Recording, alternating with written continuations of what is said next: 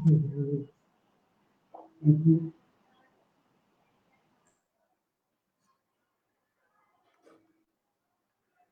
সন্ধ্যা। বোধন আবৃত্তি পরিষদ চট্টগ্রামের ফেসবুক পেজ এবং ইউটিউব চ্যানেল থেকে সরাসরি সম্প্রচারিত মননের ঐক্যে গোচাবো সামাজিক দূরত্ব এই শিরোনামে আজ ৩৫তম পর্বের আবৃত্তি আয়োজন। আজকের আমাদের এই আয়োজনে যারা বাংলাদেশের বিভিন্ন অঞ্চল থেকে এবং বাংলাদেশের বাইরে পৃথিবীর বিভিন্ন অঞ্চল থেকে বিভিন্ন দেশ থেকে আমাদের অনুষ্ঠান দেখছেন, তাদের প্রত্যেককেই বোধন আবৃত্তি পরিষদের পক্ষ থেকে আমি প্রশান্ত কুমার চক্রবর্তী জানাই সুস্বাগত। আগস্ট মাস বাঙালি জাতির জন্য এক চরম শোকের মাস। এই শোকাবহ আগস্টে ১৯৭৫ সালে আমরা হারিয়েছি হাজার বছরের শ্রেষ্ঠ বাঙালি, বাংলাদেশ নামক রাষ্ট্রের জনক, যিনি তৎকালীন ৭.৫ কোটি এবং বর্তমানে প্রায় ১৬ কোটি জনগণের জন্য একটি ৫৬,০০০ বর্গ মাইলের বিশাল ভূখণ্ডকে স্বাধীন করে দিয়ে গিয়েছেন, যিনি বাঙালি জাতির জন্য একটি ভাষা, একটি দেশ, একটি সংস্কৃতি স্বাধীন করে দিয়ে আমাদেরকে, আমাদের ভবিষ্যৎ প্রজন্মকে নির্বিঘ্ন করে যাবার জন্য জীবন দিয়ে গেছেন, সেই মহান রাষ্ট্রনায়ক, জাতির পিতা বঙ্গবন্ধুর শেখ মুজিবুর রহমানের স্মৃতির প্রতি শ্রদ্ধা জানিয়ে আমাদের অনুষ্ঠানের শুরুতেই আমরা রাখব বঙ্গবন্ধুর অসমাপ্ত আত্মজীবনী থেকে পাঠ। আজকের অনুষ্ঠানটি বেশ কিছু কারণে একটু বিশেষভাবে আমাদের কাছে মনে হবে। সেটি হচ্ছে, আজ আমাদের সঙ্গে রয়েছেন বাংলাদেশের একজন প্রবীণতম সাংবাদিক এবং রাজনীতিবিদ, যিনি বাংলাদেশের সাগর শহর কক্সবাজারে তার জীবন কাটিয়েছেন। সেই প্রবীণ রাজনীতিবিদ এবং সাংবাদিক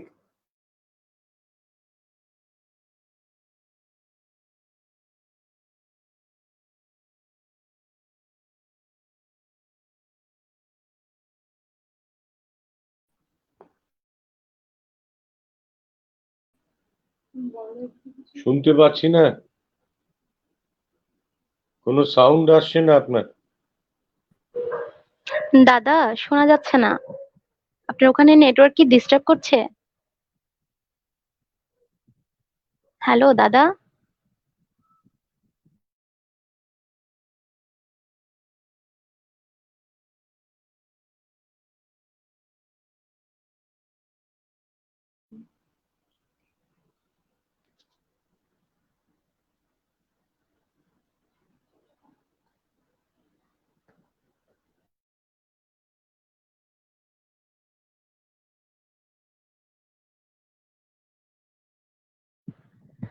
দাদা, শোনা যাচ্ছে না।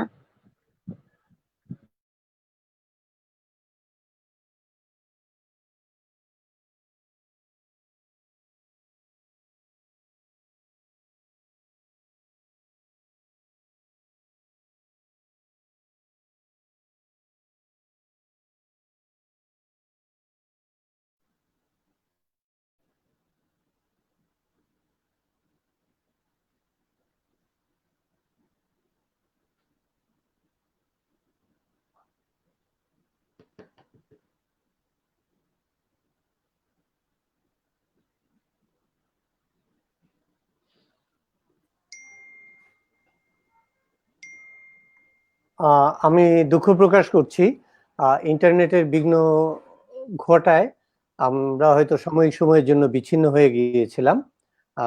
যাই হোক, আমরা আবার ফিরে এসেছি।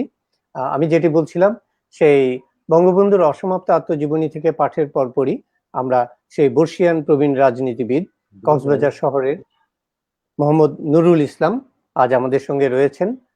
এটি আমাদের জন্য বিরল, আমরা সৌভাগ্যবান বলবো এবং আজকের এই সন্ধ্যাটি নিশ্চয়ই একটি বিরল অভিজ্ঞতা হবে। আমরা যার কাছ থেকে শুনবো অত্যন্ত যিনি বঙ্গবন্ধু সাহচর্য ছিলেন, কাজ করার একটি সুযোগ পেয়েছিলেন, যার হয়েছিল, তার কাছ থেকে তার সেই সাহচর্যের দিনগুলোর কথা, সেই বিষয়গুলোর কথা। এবং এছাড়া আমাদের সঙ্গে রয়েছেন দুজন বিশিষ্ট আবৃত্তি এবং আবৃত্তি শিল্পী। আমাদের ভারতের পশ্চিমবঙ্গ থেকে আবৃত্তি শিল্পী শঙ্কর রায় চৌধুরী, এবং বাংলাদেশ থেকে রয়েছেন আমাদের অত্যন্ত জনপ্রিয় মুখ শারমিন নাহার লাকি। আসুন আমরা আমাদের শিল্পীদের সঙ্গে পরিচিত হই প্রথমেই।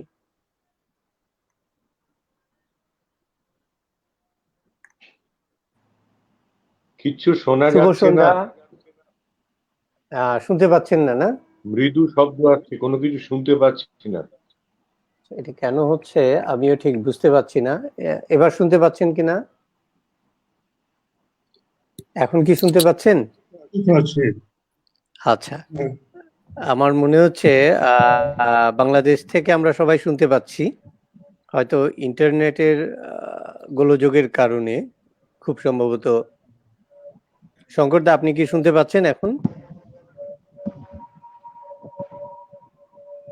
আমি তাহলে শঙ্করদাকে অনুরোধ করব, আপনি নেটটি ডিসকানেক্ট করে সংযোগটি বিচ্ছিন্ন করে আবার পুনরায় আপনি প্রবেশ করুন। আমরা চারজনই শুনতে পাচ্ছি, তার মানে হয়তো আপনার ওখানে ইন্টারনেট কানেকশনের জন্য বিষয়টি ঘটে থাকতে পারে। আপনি অনুগ্রহ করে বের হয়ে গিয়ে আবার যুক্ত হন আমাদের সঙ্গে।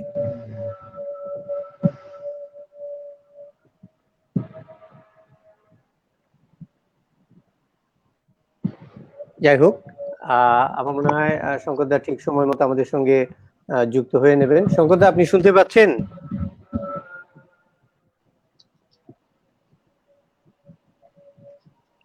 বোধ হয় উনি শুনতে পাচ্ছেন না।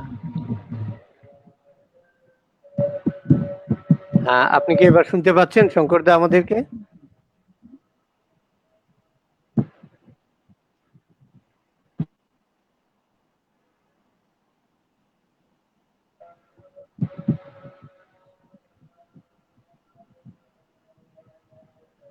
আমার মনে হচ্ছে উনি এখনো শুনতে পাচ্ছেন না। যাই হোক, আমরা শুরুটা করি। আমরা এর মধ্যে ওনাকে দেখে যুক্ত করে নেব। আমরা অন্যভাবেও যোগাযোগ করবার চেষ্টা করছি ওনার সঙ্গে। শুরুতে যেটি বলছিলাম, আমাদের সঙ্গে উপরে দেখতে পাচ্ছেন আমাদের মাঝখানে রয়েছেন মোহাম্মদ নুরুল ইসলাম, সমুদ্র শহর কক্সবাজার থেকে, এবং তার পাশে রয়েছেন শঙ্কর রায় চৌধুরী, এবং আজকে আমাদের সঙ্গে রয়েছেন আবৃত্তি শিল্পী মোহিনী সঙ্গীতা সিংহ, এবং আমাদের খুব জনপ্রিয় মুখ, আগেই বলেছি, শারমিন নাহার লাকি। আপনাদেরকে বোধন আবৃত্তি পরিষদের এই ইলেকট্রনিক প্ল্যাটফর্মে স্বাগত জানাই, এবং দর্শকদের উদ্দেশ্যে খুব সংক্ষেপে শুভবার্তা বলবার জন্য অনুরোধ করছি। প্রথমেই আমি অনুরোধ করছি মোহাম্মদ নুরুল ইসলাম চাচা, আপনাকে।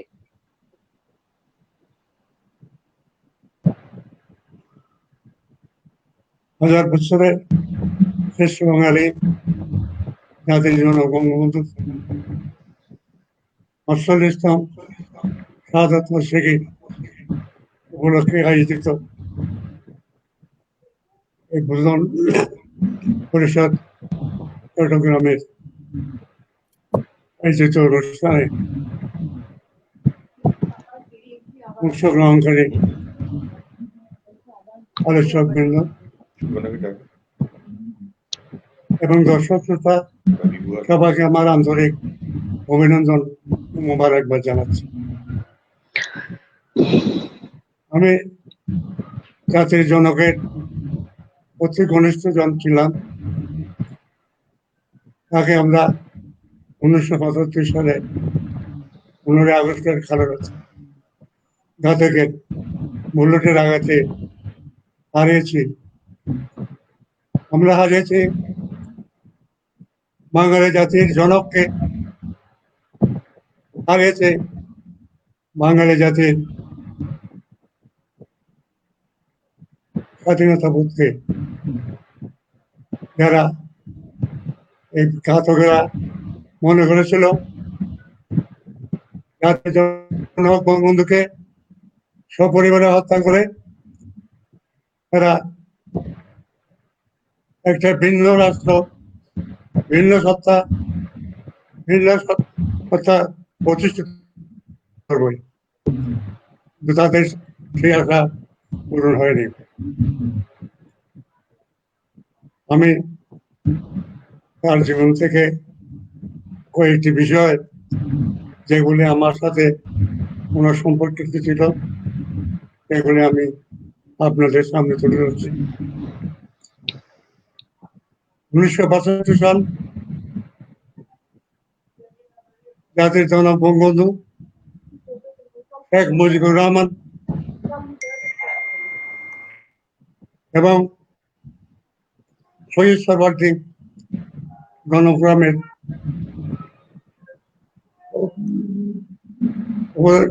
গণফোরামের কথা এবং নবিচারি কক্সবাজার এসেছিলেন। উনি এসেছিলেন এবং আমি ওই সময় গণফোরামের কক্সবাজার মহকুমার আহ্বায়ক ছিলাম। আমাকে ওনাদের আগমনের উপলক্ষে একটা সভা অনুষ্ঠানের জন্য অনুরোধ করেছিলেন। আমি সেই আলোচনা সভা করছিলাম বর্তমান মহকুমা পরিষদের কার্যালয়ের সামনে। বিরাট খালি জায়গা ছিল, ওই জায়গায় পেট্রোল নামেন, ওখানে বসে আমরা আলোচনা সভা শুরু করছিলাম। হাজার হাজার মানুষ জনতা এখানে এসেছিল এই নেতাদের, জাতীয় নেতাদের মুখে কথা শোনবার জন্য। বলছিলেন আইয়ুব খান বন্দুকের নল নয়, জনগণের রায় শেষ কথা।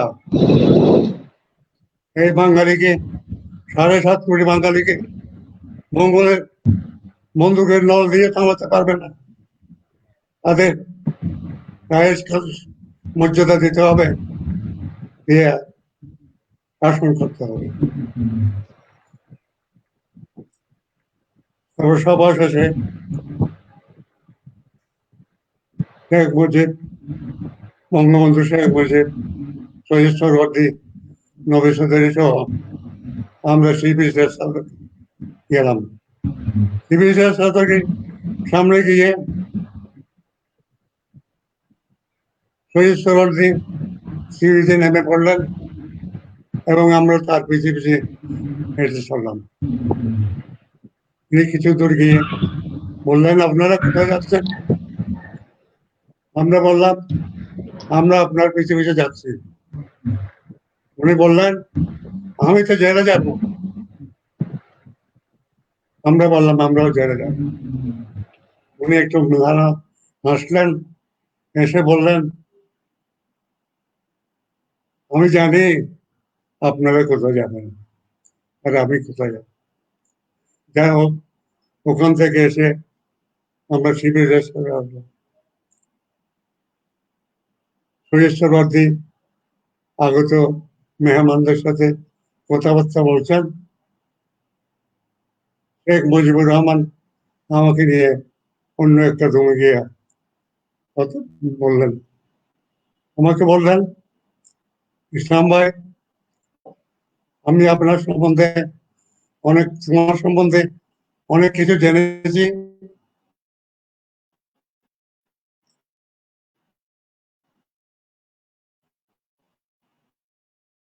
এবং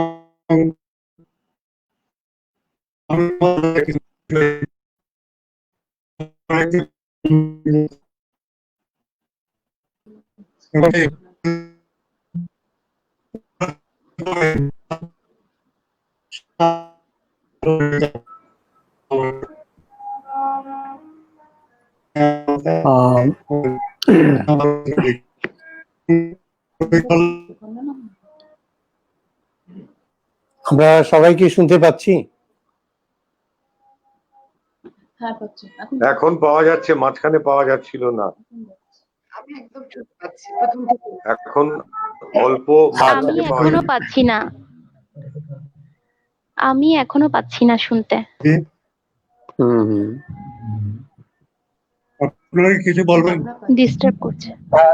চাচা, হ্যাঁ আমরা হ্যাঁ মনে হয় হ্যাঁ হ্যাঁ, এখন শোনা আপনার যাচ্ছে মনে হয়। মাঝখানে এবার শুনতে পাচ্ছি। জি? আমরা চাচা, হ্যাঁ এখন শোনা যাচ্ছে। আমরা চাচা আপনার কাছে আবার ফিরে আসবো।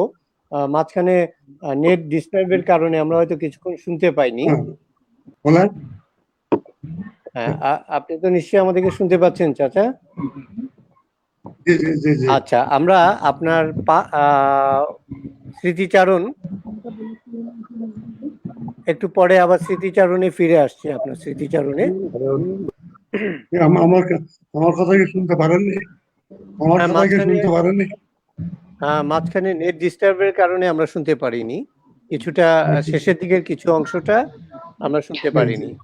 তো আমি হ্যাঁ, আমি আবার আসবো আপনার কাছে আবার ফিরে আসব। তার আগে একটু সবার উদ্দেশ্যে আমরা যেটা বলি, আমরা অনুষ্ঠানের যে প্রোটোকলটা মেনটেন করবার চেষ্টা করি। নিশ্চয়ই আপনার কথাগুলো আমরা শুনবো। আমরা ওইদিকে চলে শুরুতেই বঙ্গবন্ধুর অসমাপ্ত আত্মজীবনী থেকে একটু পাঠটা শুনে তারপরে আপনার কথা আমরা শুনবো। সঙ্গীতা, আমি আর বিস্তারিত পরিচিতিতে এই মুহূর্তে যাচ্ছি না, সময় সংক্ষিপ্ততার জন্য। সোজা চলে যাই সঙ্গীতার কাছে। সঙ্গীতা, ঠিক আছে। তোমাকে আমি বলবো যে তুমি কততম পৃষ্ঠা থেকে পড়বে বলেছো? 50 পৃষ্ঠা থেকে। হ্যাঁ, তাহলে তুমি 50 পৃষ্ঠার এক পৃষ্ঠায় তুমি শেষ করে ফেলো। হ্যাঁ, 50 পৃষ্ঠাটি এক পৃষ্ঠায়। আচ্ছা আচ্ছা, ঠিক আছে। অনেক ধন্যবাদ দাদা। শুভ সন্ধ্যা। অনুষ্ঠিত হচ্ছে মননের ঐক্যে ঘোচাও সামাজিক দূরত্ব এর 35তম পর্ব। চলমান এ পর্বে অনেক দূর থেকে, কায়িকভাবে না থেকেও মনে মননে যারা এই অনুষ্ঠানে সম্পৃক্ত হয়েছেন, সবাইকে জানাই প্রাণোজ্জ্বল শুভেচ্ছা। চলমান অগাস্ট মাস, এই মাসেই বাঙালি অভিভাবকহীন হয়েছিল। বাঙালির এই একাকিত্বতা, এই শোক কখনো ঘুচবার নয়। আমি পরম শ্রদ্ধা ভরে স্মরণ করছি এবং গভীর ভালোবাসা জানাচ্ছি জাতির পিতা বঙ্গবন্ধু শেখ মুজিবুর রহমান এবং সেই কালো রাতে তার সাথে নিহত তার স্বজন এবং পরিবারবর্গদের। মননের ঐক্যে গোছাবো সামাজিক দূরত্ব এর 35তম পর্বে আমি অসমাপ্ত আত্মজীবনী বঙ্গবন্ধু শেখ মুজিবুর রহমানের আত্মজীবনী থেকে পাঠ করছি 50 পৃষ্ঠা থেকে। আজকে আমরা জানব তৎকালীন বাংলায় বঙ্গবন্ধু শেখ মুজিবুর রহমানের কতটা জনপ্রিয়তা ছিল এবং তার অন্তরে মানুষের প্রতি কি রকম ভালোবাসা ছিল। সেই ভালোবাসার চিত্র আজকের পাঠ থেকে আমরা জানব। পাঠ করছি অসমাপ্ত আত্মজীবনীর 50 পৃষ্ঠা থেকে। হঠাৎ খবর আসলো জিন্নাহ সাহেব 7, 8, 9 এপ্রিল দিল্লিতে সমস্ত ভারতবর্ষের মুসলিম লীগপন্থী কেন্দ্রীয় ও প্রাদেশিক পরিষদের সদস্যদের কনভেনশন ডেকেছেন। বিগত নির্বাচনে বাংলাদেশ ও মুসলিম সংখ্যালঘু প্রদেশগুলোতে মুসলিম লীগ একচেটিয়াভাবে জয়লাভ করেছে। তবে অধিকাংশ মুসলিম জনসংখ্যা অধ্যুষিত পাঞ্জাব, সিন্ধু ও সীমান্ত প্রদেশে মুসলিম লীগ এককভাবে সংখ্যাগরিষ্ঠ হতে পারে নাই। তাই শুধুমাত্র বাংলাদেশে জনাব হোসেন শহীদ সোহরাওয়ার্দীর নেতৃত্বে মুসলিম লীগ সরকার গঠন হয়েছে। পাঞ্জাবে খিজির হায়াত খান তেওয়ানার নেতৃত্বে ইউনিয়নিস্ট সরকার, সীমান্তে ডাক্তার খান সাহেবের নেতৃত্বে কংগ্রেস সরকার, সিন্ধুতে জনাব আল্লাহ বক্সের নেতৃত্বে মুসলিম লীগ বিরোধী সরকার গঠিত হয়েছে। 4টা মুসলমান সংখ্যাগুরু প্রদেশের মধ্যে মাত্র বাংলাদেশেই এককভাবে মুসলিম লীগ সরকার গঠন করেছে। অন্যান্য প্রদেশে মুসলিম লীগ বিরোধী দল হিসাবে আসন গ্রহণ করেছে। সমস্ত ভারতবর্ষে তখন 11টা প্রদেশ ছিল। শহীদ সাহেব স্পেশাল ট্রেনের বন্দোবস্ত করতে হুকুম দিলেন। বাংলা ও আসামের মুসলিম লীগ এমএলএ ও কর্মীরা এই ট্রেনে দিল্লি যাবেন। ট্রেনের নাম দেওয়া হলো পূর্ব পাকিস্তান স্পেশাল। হাওড়া থেকে ছাড়বে। আমরাও বাংলাদেশ থেকে 10-15 জন ছাত্রকর্মী কনভেনশনে যোগদান করব। এ ব্যাপারে শহীদ সাহেবের অনুমতি পেলাম। সমস্ত ট্রেনটাকে সাজিয়ে ফেলা হলো মুসলিম লীগ পতাকা ও ফুল দিয়ে। 2টা ইন্টার ক্লাস বগি আমাদের জন্য ঠিক করে ফেললাম। ছাত্ররা দুষ্টামি করে বগির সামনে লিখে দিল শেখ মুজিবর ও পার্টির জন্য রিজার্ভড। এ লেখার উদ্দেশ্য হলো আর কেউ এই ট্রেনে যেন না ওঠে। আর আমার কথা শুনলে শহীদ সাহেব কিছুই বলবেন না, এই ছিল ছাত্রদের ধারণা। যদিও ছাত্রদের নেতা ছিল নুরুদ্দিন, তাকেই আমরা মানতাম।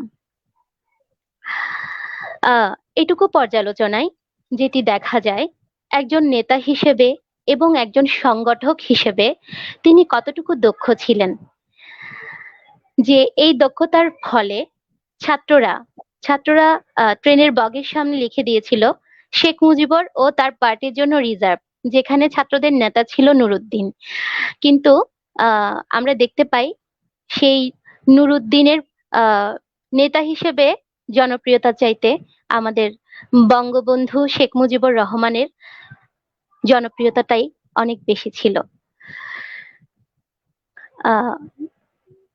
আমি কি কন্টিনিউ করব দাদা?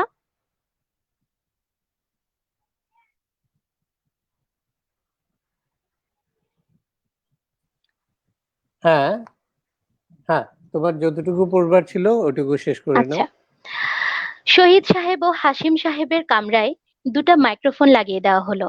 হাওড়া থেকে দিল্লি পর্যন্ত প্রায় সমস্ত স্টেশনেই শহীদ সাহেব ও তার দলবলকে সম্বর্ধনা জানাবার ব্যবস্থা করা হয়েছে। বাংলাদেশে মুসলিম লীগের জয়ে সমস্ত ভারতবর্ষের মুসলমানদের মধ্যে একটা বিরাট আলোড়নের সৃষ্টি হয়েছে। জহিরুদ্দিনকে হাসিম সাহেবের কামরার কাছে থাকার বন্দোবস্ত হয়েছিল, কারণ তাকে সমস্ত পথে উর্দুতে বক্তৃতা করতে হবে। সেই একমাত্র বক্তা যে উর্দু, বাংলা ও ইংরেজিতে সমানে বক্তৃতা করতে পারত। কলকাতার কোনো মহল্লায় সভা হলে জহির উর্দু ও আমি বাংলায় বক্তৃতা করতাম।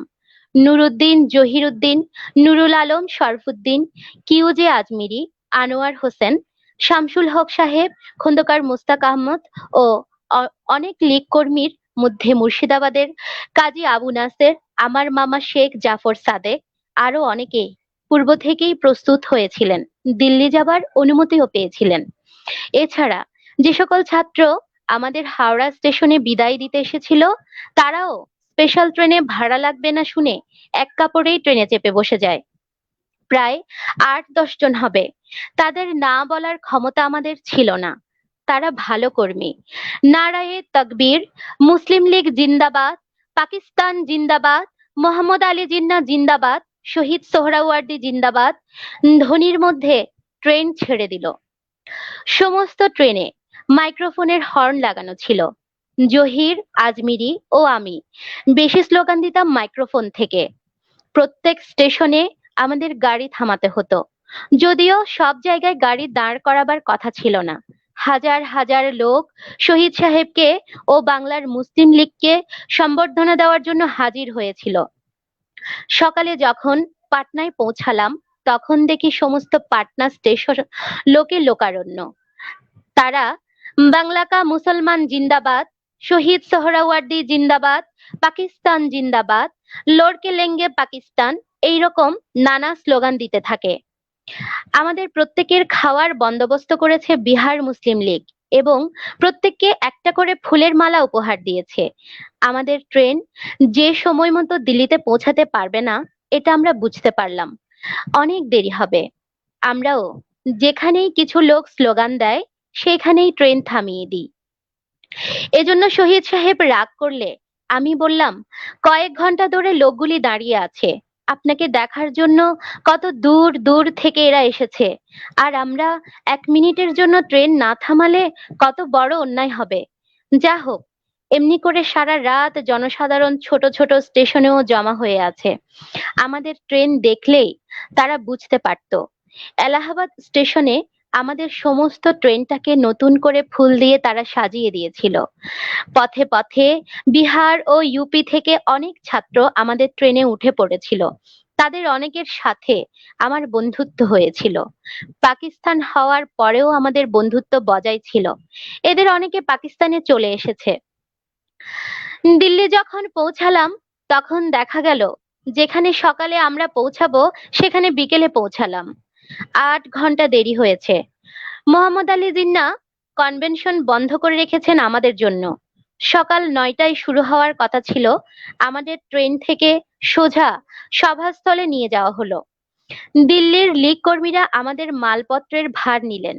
আমরা বাংলায় স্লোগান দিতে দিতে সভায় উপস্থিত হলাম। সমস্ত সদস্য জায়গা থেকে উঠে সম্বর্ধনা জানালো। জিন্নাহ সাহেব যেখানে বসেছেন তার কাছেই আমাদের স্থান।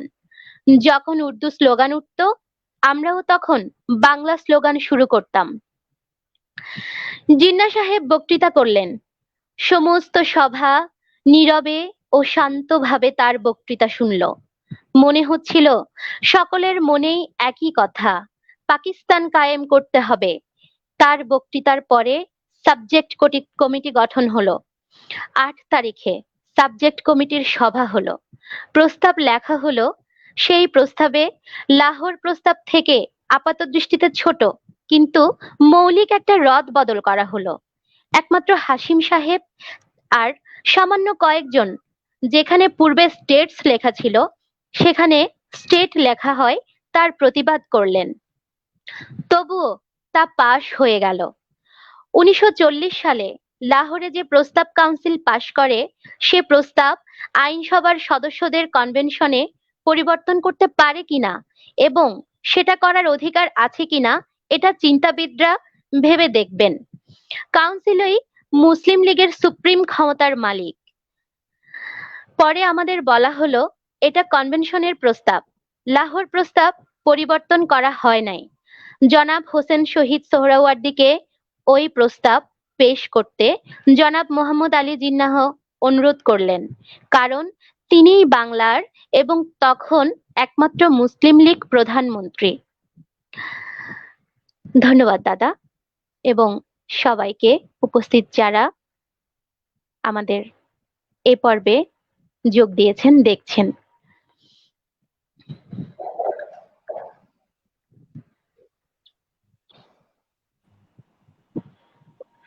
অনেক ধন্যবাদ মোহিনী তোমাকে বঙ্গবন্ধুর অসমাপ্ত আত্মজীবনী থেকে পাঠ করে আমাদেরকে শোনানোর জন্য। আমাদের সঙ্গেই থাকো।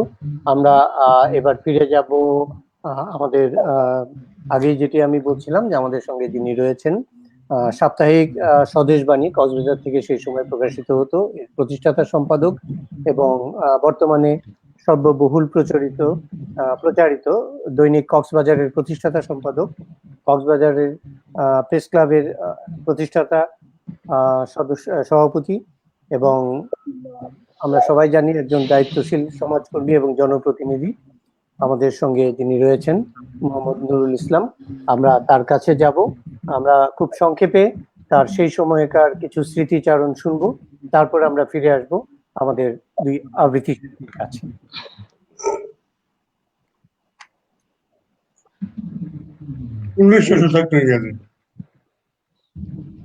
জাতির জনক বঙ্গবন্ধু বলেছিলেন যে কক্সবাজারে আসবেন উনি মহকুমা আমাদের গঠন করবেন, অনেকে পুনর্গঠিত করবেন। উনি এসে গেলেন। আমরা তাকে শুধু রামপুর থেকে মিছিল সহকারে হাজার হাজার মানুষকে তাকে নিয়ে আসবেন। এনে সিভিল সার্জনের সামনে, এই কটেজের সামনে আমরা প্যান্ডেল করে মিটিং এর আয়োজন করলাম। বঙ্গবন্ধু মজিদপুর থেকে একটা কাগজ বের করে বলতে আরম্ভ করলেন যে আমি আজকে কক্সবাজার মহকুমা মালিক এখানে গঠন করব এবং সেটা তখন তিনি বললেন যে আফসার কামাল চৌধুরী এই কমিটির সভাপতি হবেন এবং ফয়েজ আহমদ সদাগর সহসভাপতি এবং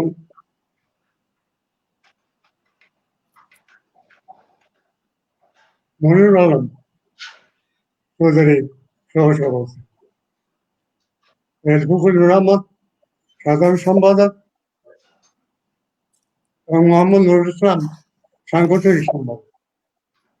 এই কথা বলার সাথে সাথে ছাত্রলীগের ছেলেরা উঠে দাঁড়ালো, বললো যে এই কমিটি আমরা মানি না। মোহাম্মদ নুরুল ইসলামকে সাধারণ সম্পাদক করতে হবে।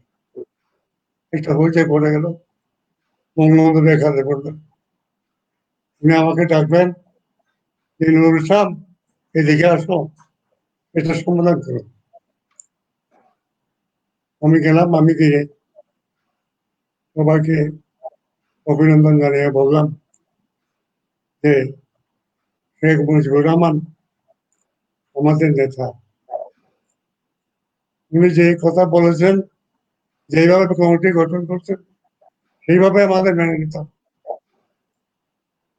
যারা এটা মেনে নিতে পারেন তারা মেহরবানি করে এই মিটিং থেকে চলে যান, সবার থেকে চলে যান।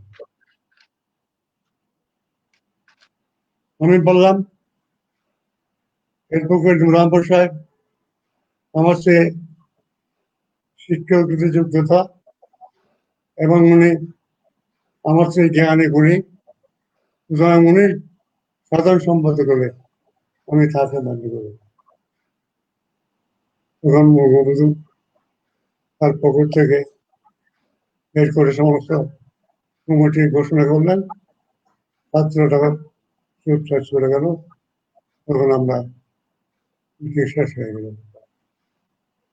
বঙ্গবন্ধু খুব খুশি হলেন, বললেন যে নুরুল ইসলাম, তুমি না হলে আমি আজকে ছাত্ররা আমাকে কি অবস্থান ঠিক ফেলতো আমি জানি না।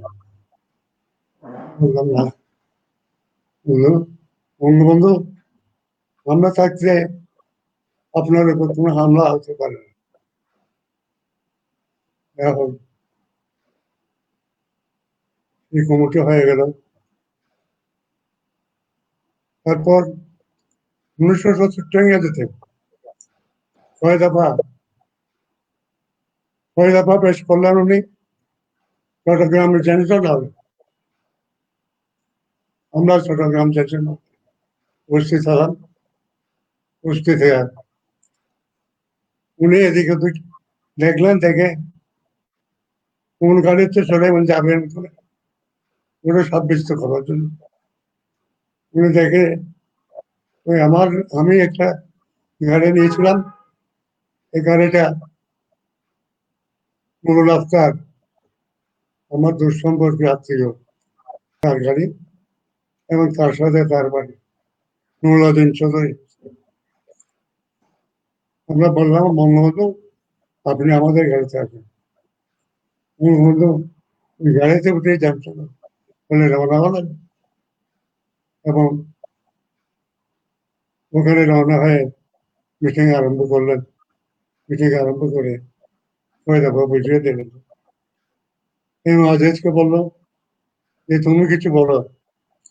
এম আজিজ বললেন আমি বললো তো এক দফা বলবো।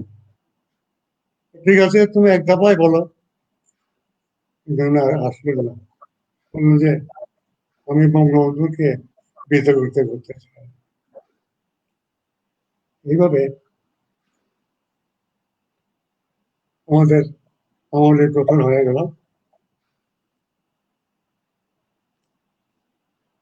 তারপর 1969 গেছে বঙ্গবন্ধু কক্সবাজার আসলেন। কক্সবাজার এসে উনি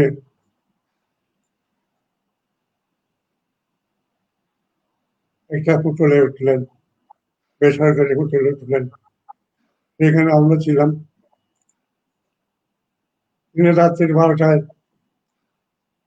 ফেসবুকে নূর আহমদকে ডেকে পাঠালেন। নূর আহমদকে বলল যে নূর আহমদ, তুমি কি ফরিদ আহমদের সাথে কন্টেস্ট করতে পারবে? উনি বললেন ঠিক আছে আমি বঙ্গবন্ধু, আমি ফরিদ আহমদের সাথে কন্টেস্ট করে আমি জয়ী হব ইনশাআল্লাহ, আপনি আমাকে দোয়া করবেন। উনি কন্টেস্ট করছিলেন এবং উনি জয়ী হয়েছিলেন। তারপর সে অনেক কথা আছে। 70-এর নির্বাচন হলো, আমাদের সংখ্যাগরিষ্ঠতা আমরা লাভ করলাম, কিন্তু পশ্চিম পাকিস্তানে ওরা বঙ্গবন্ধুকে ক্ষমতা ছেড়ে দিতে চায় না। 7ই মার্চ প্রেস ময়দানে দাঁড়ালেন, বললেন যে তোমাদের যা কিছু আছে তা নিয়ে তোমরা প্রস্তুত থাকো, আমি হুকুম দিতে নাও পারি, তোমরা যুদ্ধ চালিয়ে যাবে। একজন পাকিস্তানি বলল যে তোমরা বেড়াকে থাকো, তোমাদের কেউ কিছু করতে হবে না, কিন্তু আমার বুকের উপর তোমরা গুলি চালাতে চেষ্টা করবে না, 7 কোটি বাঙালিরে দাবায় রাখতে পারবে না। আমরা রাত্রে বঙ্গবন্ধুর সাথে দেখা করলাম, দেখা করে ওনাকে বললাম যে আমরা চলে যাচ্ছি। আমি বললাম বঙ্গবন্ধু, আপনি কেন বলছিলেন যে আমি যদি হুকুম দেবার না পারি তোমরা যুদ্ধ চালিয়ে যাবে, আপনার কি কিছু হবে? তখন আমি কেঁদে ফেললাম। বঙ্গবন্ধু বললেন যে তুমি নুরুল ইসলাম, তুমি বঙ্গবন্ধুর মুক্তিযোদ্ধা, তোমার চোখে মুখে আমি আগুন দেখতে চাই, অস্ত্র দেখতে চাই না। তোমরা চলে যাও, তোমরা চলে গিয়ে আমার কথা মতো তোমরা এই সংগ্রাম কমিটি গঠন করো, সংগ্রাম কমিটি গঠন করে তোমরা যুদ্ধের প্রস্তুতি গ্রহণ করো। আমরা চলে গেলাম, আমরা কক্সবাজার গিয়ে সংগ্রাম কমিটি গঠন করলাম। আমাকে চকরিয়ার দায়িত্ব দেওয়া হলো। আমি ওখানে চকরিয়ার শত শত মুক্তিযোদ্ধাদের ট্রেনিং দিয়ে প্রস্তুত করলাম এবং আমাদের যুদ্ধ সংগ্রাম অব্যাহত হয়ে গেল। বঙ্গবন্ধুকে পশ্চিম পাকিস্তানের কারাগারে নিয়ে গেল, পশ্চিম পাকিস্তানের কারাগারে নিয়ে গেল এবং বঙ্গবন্ধু ফিরে আসলো। সেখান থেকে বিদেশের চাপে ফিরে আসলো, ফিরে এসে তিনি বাংলাদেশের ক্ষমতাভার গ্রহণ করলেন। তিনি প্রধানমন্ত্রী, প্রথমে রাষ্ট্রপতি, পরে প্রধানমন্ত্রীর দায়িত্ব নিলেন। নিজের দায়িত্ব পালন করলেন, দায়িত্ব পালন করে এই স্বাধীন 72-এর মাথা তাকে বিপদগামী সৈন্যরা 15ই আগস্টের কারণে সপরিবারে হত্যা করে। বেগম ফজিলাতুন্নেসা মুজিব, শেখ কামাল, শেখ জামাল, তাদের স্ত্রী, তাদের হাতের মেহেদি শেখ রাসেল হত্যা করা হলো নির্মমভাবে। আর অনেকে আব্দুর রব সিন্দিয়াবাদ,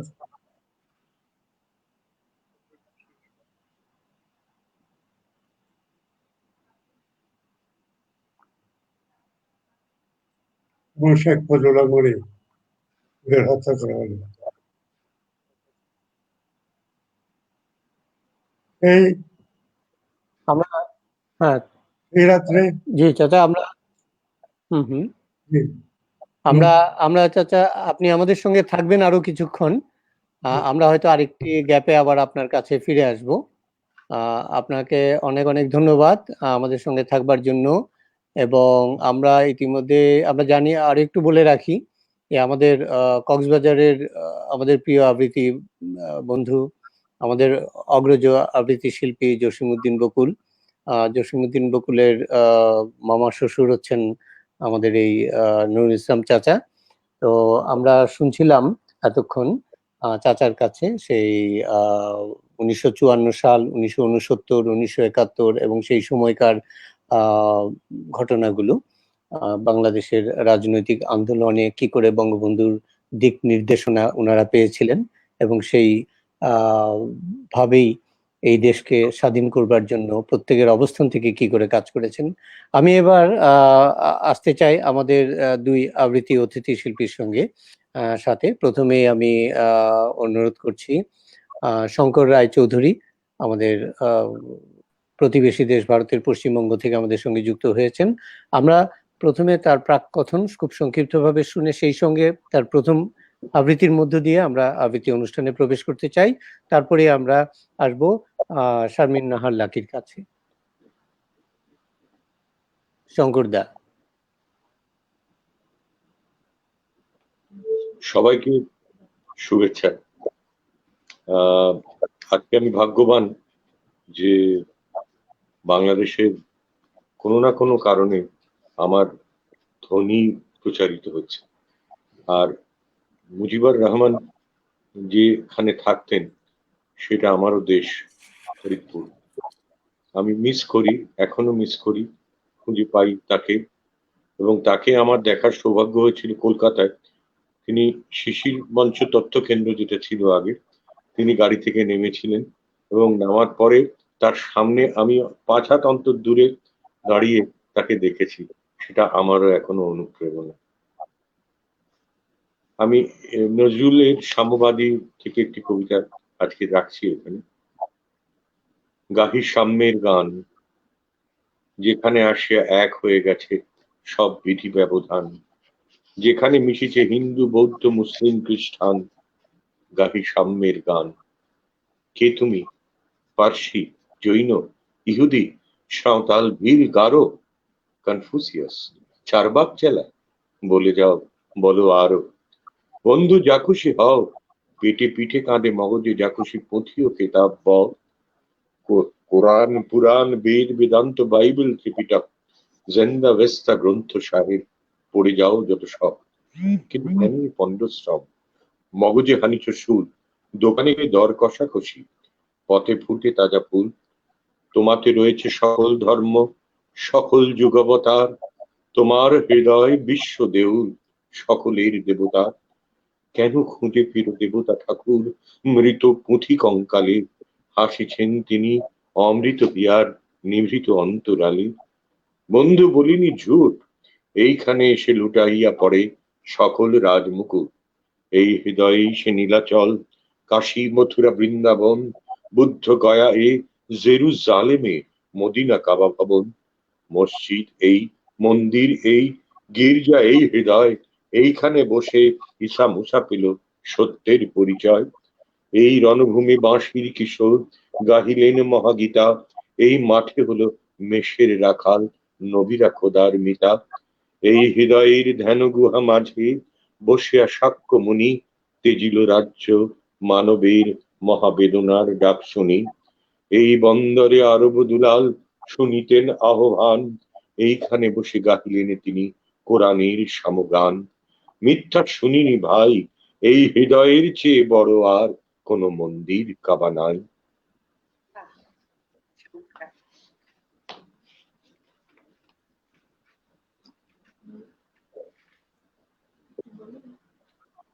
আমার প্রথম নিবেদনে এইটুকুই রাখলাম, নজরুল ইসলামের এই কবিতা। আর পরের দিকে যদি সময় পাই রবি ঠাকুরের বা অন্য কোনো কবিতা দিয়ে আমি নিবেদন করবো আপনাদের সামনে।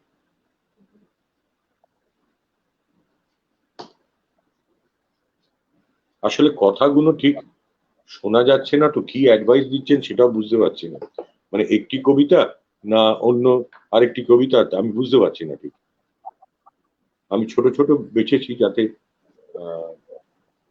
শোনা হ্যাঁ যাচ্ছে কি হ্যাঁ হ্যাঁ কবিতা? আমরা খুবই শুনতে পেয়েছি, খুব স্পষ্টই শুনতে শোনা পেয়েছি। যাচ্ছে? আচ্ছা, হ্যাঁ, আপনি কি এখন আমিও শুনতে পাচ্ছি। আচ্ছা, যাক, ঠিক আছে। আরেকটা বলবো? আমরা শুনবো, আমরা নিশ্চয়ই আরেকটা শুনবো। তার আগে আমরা না, আমার মনে হয় প্রশান্ত, আমরা শঙ্করদার কাছ থেকে আরেকটা শুনি। ওকে, ফাইন, ঠিক আছে। শঙ্করদা, আপনি আরেকটি পরিবেশন করুন। Thank you.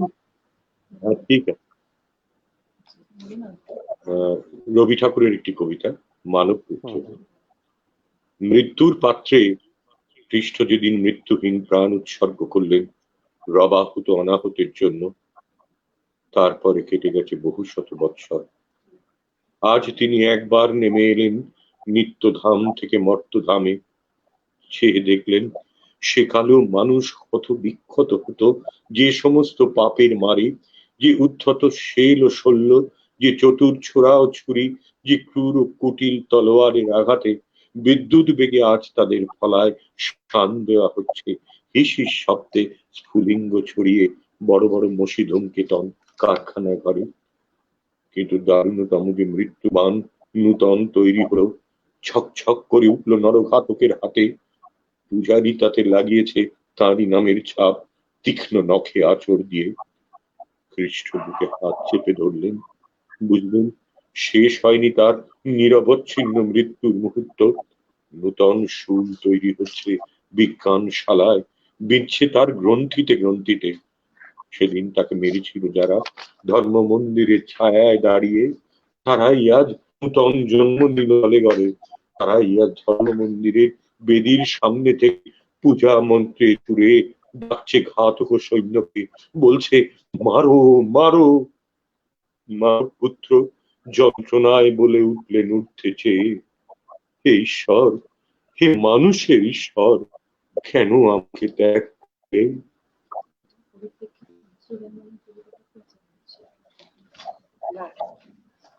বাহ, চমৎকার। খুবই চমৎকার। আমরা এবার আসি শারমিন লাকি আপনার কাছে। আমরা সবাই শারমিন লাকিকে আলাদা করে পরিচয় করিয়ে দেওয়ার আমার মনে হয় না এই প্ল্যাটফর্মে কোনো প্রয়োজন আছে। আমরা শুনি, আমরা পাঠ শুনি, হ্যাঁ, সরাসরি আমরা পাঠে পাঠে যাই, সেটি। আর প্রথমে ধন্যবাদ জানাই বোধন আবৃত্তি পরিষদ এবং তোমাদের যে নামটি তোমরা রেখেছো, মননের ঐক্যে ঘোচাবো দূরত্ব, এবং 35তম পর্বে আমাকে সংযুক্ত করার জন্য ধন্যবাদ। বিখ্যাত গুণী সব মানুষের সাথে আজকে এই অনলাইন মঞ্চ, বা আমরা এটাকে কি বলতে পারি, অনলাইন মঞ্চই বলা যেতে পারে, আমি যে তাদের সাথে থাকতে পারলাম এবং অসাধারণ একটি পাঠ প্রথমে আমরা শুনেছি, আত্মজীবনী থেকে পড়া হয়েছে আমাদের জাতির পিতার, সঙ্গীতা সেটি পড়েছে। আমরা বঙ্গবন্ধুর ঘনিষ্ঠ সহচর মোহাম্মদ নুরুল ইসলামের কাছ থেকে এমন সবকিছু তথ্য জেনেছি সত্যি, যেগুলো জানতাম না। এবং শঙ্করদা তো এই মুহূর্তে দুটো চমৎকার কবিতা পড়েছেন। তো আমি খুব সহজ ছোট্ট জিনিস বেছে নিয়েছি। আমার 3 জন কবি বন্ধু আছে, দিল আফরোজ, রীতা নাহার, শাশ্বতী বিপ্লব। তাদের থেকে খুব ছোট ছোট ছোট 3টা জিনিস পড়বো। আমি কোনো দীর্ঘ কবিতার মধ্যে যাব না। এবং আমার আরেকজন বন্ধু রয়েছে, কবি বন্ধু তানজিরুল জামান, তার থেকে পড়বো।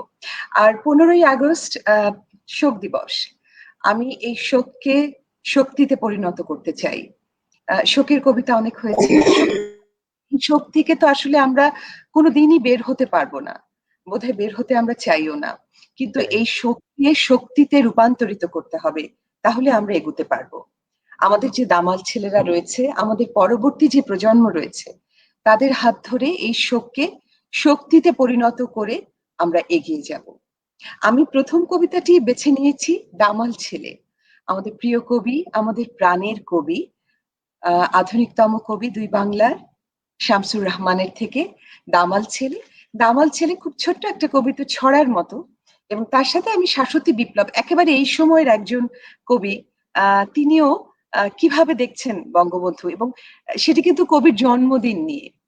আমি মৃত্যুদিন নিয়ে, শোক দিবস নিয়ে কিছুই পড়তে চাই না, কারণ আমি প্রথমেই বলেছি আমি শোককে শক্তিতে পরিণত করতে চাই। আমরা সামনে এগিয়ে যেতে চাই আমাদের জাতির পিতাকে স্মরণ করে। দামাল ছেলে, শামসুর রহমান। বাংলাদেশের দামাল ছেলে, দেশ জোড়া তার নাম, বলল হেঁকে দৈত্য দানো সাফ হয়ে যা সাফ। যেখানে যায় সঙ্গে ছোটে মস্ত শহর গ্রাম, তার যে নাচের ছন্দে নাচে মানুষ বাড়ি ট্রাম। কি জাদু তার গলার স্বরে, দেশ হয়ে যায় গান। গানের সুরে ভিনদেশী সেই রাজার কাঁপে প্রাণ। রাজার সেপাই বাঁধল তাকে, হলো যে তার জেল। কিন্তু একি দেখলো সবাই ভানুমতির খেল। বাংলাদেশের দামাল ছেলে বাজায় এমন বীণ, তারই সুরে শেকল ছেড়ে রাত হয়ে যায় দিন। এর সাথে আমি মিলিয়ে পড়ছি শাশ্বতী বিপ্লবের লেখা। মা বলেছে তোমার কাছে আমার অনেক ঋণ, তুমি জন্মেছিলে বলেই আমরা হয়েছি স্বাধীন। হাজার বছরের শ্রেষ্ঠ বাঙালি তুমি প্রিয়তম নেতা, শুভ জন্মদিন বঙ্গবন্ধু, শুভ জন্মদিন জাতির পিতা। আমরা শিশু, আমরা নবীন, মুক্ত স্বাধীন দেশে তোমায় ভালোবাসছি দেখো দেশকে ভালোবেসে। হাজার বছরের শ্রেষ্ঠ বাঙালি তুমি প্রিয়তম নেতা, শুভ জন্মদিন বঙ্গবন্ধু, শুভ জন্মদিন জাতির পিতা। সোনার বাংলা গড়ব আমরা মাথা উঁচু করে একসাথে, তোমার স্বপ্ন করব সত্যি আমাদের কচি হাতে। হাজার বছরের শ্রেষ্ঠ বাঙালি তুমি প্রিয়তম নেতা, শুভ জন্মদিন বঙ্গবন্ধু, শুভ জন্মদিন জাতির পিতা। বাহ, আমরা খুব চমৎকার দুটি বঙ্গবন্ধুকে নিয়ে রচিত কবিতার পাঠ শুনলাম। আমি এই জন্যই বলছি যে যারা এই প্রজন্মের, যারা বঙ্গবন্ধুকে চোখে দেখেনি কিন্তু বঙ্গবন্ধু সম্পর্কে শুনেছে এবং শুনেই কি ভাবছে, এক্স্যাক্টলি, এবং এটাই আমাদের অত্যন্ত প্রয়োজন, এই ভাবনা সবার মাঝে ছড়িয়ে দেয়া, আমাদের পরবর্তী প্রজন্মের মধ্যে এই ভাবনাকে ছড়িয়ে দেয়া। বঙ্গবন্ধুর যে সোনার বাংলা গড়বার যে স্বপ্ন, সেই স্বপ্ন যেটি আমাদের বর্তমান প্রধানমন্ত্রী, মাননীয় প্রধানমন্ত্রী বঙ্গবন্ধু তনয়া শেখ হাসিনা কাজ করে যাচ্ছেন, সেই সোনার বাংলা গড়ে তোলবার প্রত্যয় ব্যক্ত হয়েছে দুটো কবিতার মাধ্যমে। অসংখ্য ধন্যবাদ শারমিন লাকি। আমরা এবার যাব আবার আবৃত্তি শুনবো শঙ্করদার কাছে। তার আগে আমরা একটু দেখে নিই, আমাদের অনেকগুলো কমেন্টস এসছে, তার মধ্যে কয়েকটি পড়বো যেহেতু আমাদের সময়ের একটু একটা কনস্ট্যান্ট আছে, তো অল্প কয়েকটি কমেন্টস আমাদের না পড়লেই নয়, আমরা একটু দেখে নিই। যারা যেমন ডক্টর নিমাই মন্ডল, আবৃত্তির মানুষ, বাংলাদেশের একজন স্বনামধন্য আবৃত্তি শিল্পী, দীর্ঘদিন ধরে চমৎকার আবৃত্তি আয়োজনের জন্য বোধন আবৃত্তি পরিষদকে জানাই আন্তরিক অভিনন্দন। অনুচ্চ স্বরে উচ্চারিত কিন্তু সংহত ও শৈল্পিক এই প্রচেষ্টা আমাকে ঋদ্ধ করে। অনেক অনেক ধন্যবাদ ডক্টর নিমাই মন্ডল। নিমাইদা, আমাদের সঙ্গেই থাকুন। আমি বেছে বেছে কয়েকটি কমেন্টস পড়ছি, আমি আগেই বলেছি। পরিমল চক্রবর্তী, আবৃত্তি শিল্পী, ভারতের পশ্চিমবঙ্গ থেকে, আমাদের প্রায় প্রতিটি অনুষ্ঠানে নিয়মিত শ্রোতা এবং দর্শক, ভালো একজন গুণী আবৃত্তি শিল্পী। শুভ সন্ধ্যা। বোধনের এই ঐতিহ্যের আবৃত্তির আসর পেয়ে কৃতজ্ঞ। উপস্থিত সকল অতিথিবৃন্দকে আমার শ্রদ্ধা ও শুভেচ্ছা।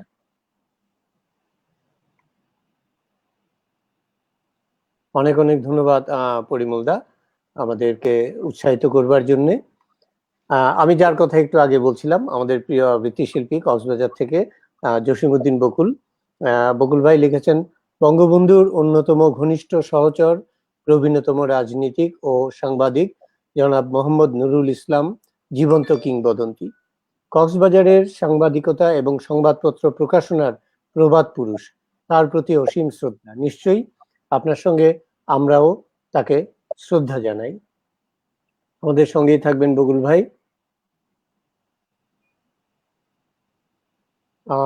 মহেশচন্দ্র শর্মা, আমার ভগ্নিপতি, লিখেছেন, বঙ্গবন্ধু সম্পর্কে অনেক অজানা তথ্য জানার সুযোগ তৈরি করার জন্য বোধন আবৃত্তি পরিষদ চট্টগ্রামের সকলকে অভিনন্দন ও ধন্যবাদ জানাই। সিদ্দিকা আরিফা লিখেছেন, কি অসাধারণ শঙ্কর দাদা, একদম আলাদা রকম করে শুনলাম। শুভেচ্ছা সকল শিল্পীদের, ভালোবাসা রইল। অনেক অনেক ধন্যবাদ সিদ্দিকা আরিফাকে।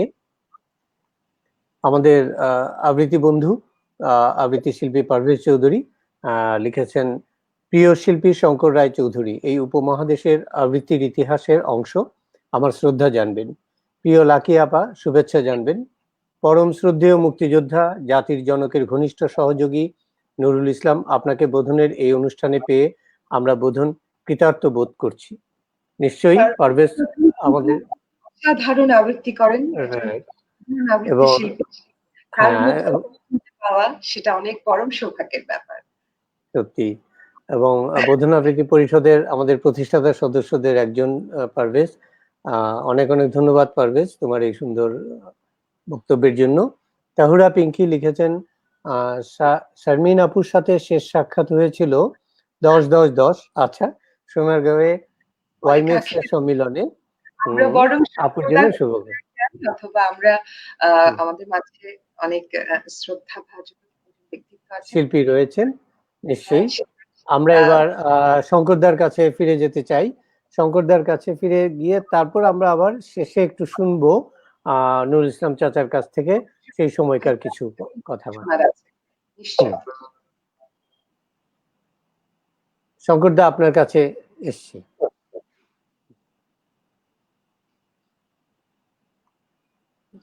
বোঝাপড়া। মনেরে আজ কহ যে, ভালো মন্দ যাহাই আসুক, সত্যের লও সহজে।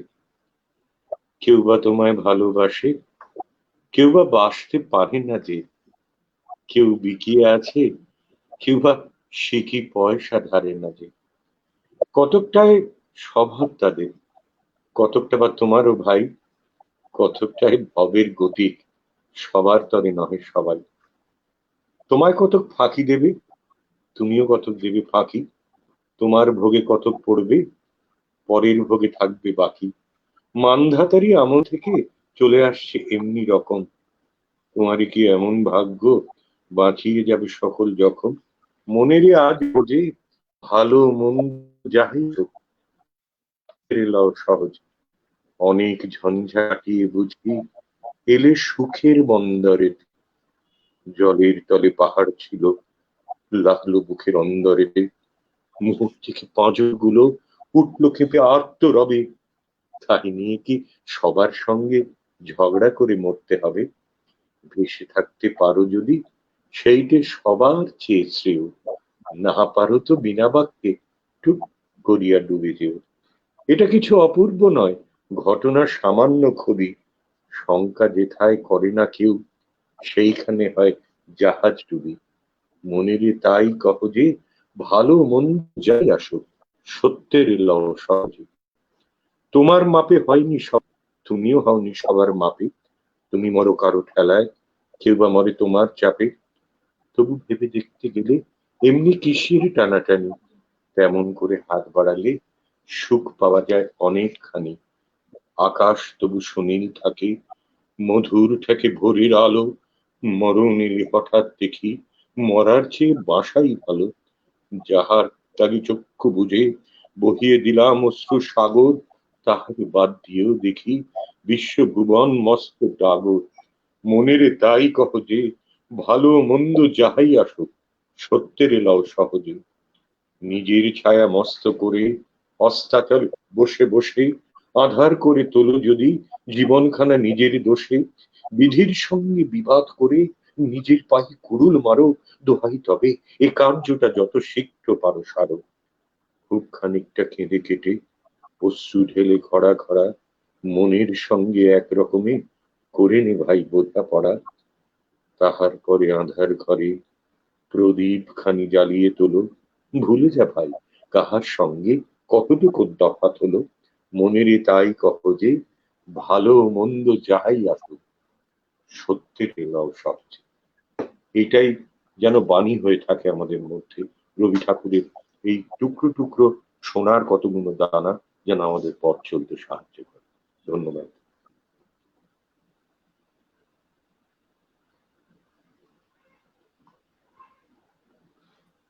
সত্যিই খুব অসাধারণ। আপনি অত্যন্ত সহজভাবেই সহজ কথাগুলো বললেন। অসাধারণ দাদা। আমরা এর থেকে আর ভালো বোঝাপড়া হতেই পারে না। ভালো হতেই পারে না নিশ্চয়ই। সত্যিই তাই। আমরা এবার যাই আমাদের পরম শ্রদ্ধেয় নুরুল ইসলাম চাচার কাছে। আমি চাচাই বলি। আ চাচা আপনার কাছ থেকে আমরা এবার শুনছি। আমরা জেনেছি ১৯৭৫ সালে যখন বঙ্গবন্ধুকে হত্যা করা হয়, আপনি তখন ঢাকাতে ছিলেন সেই সময়ে।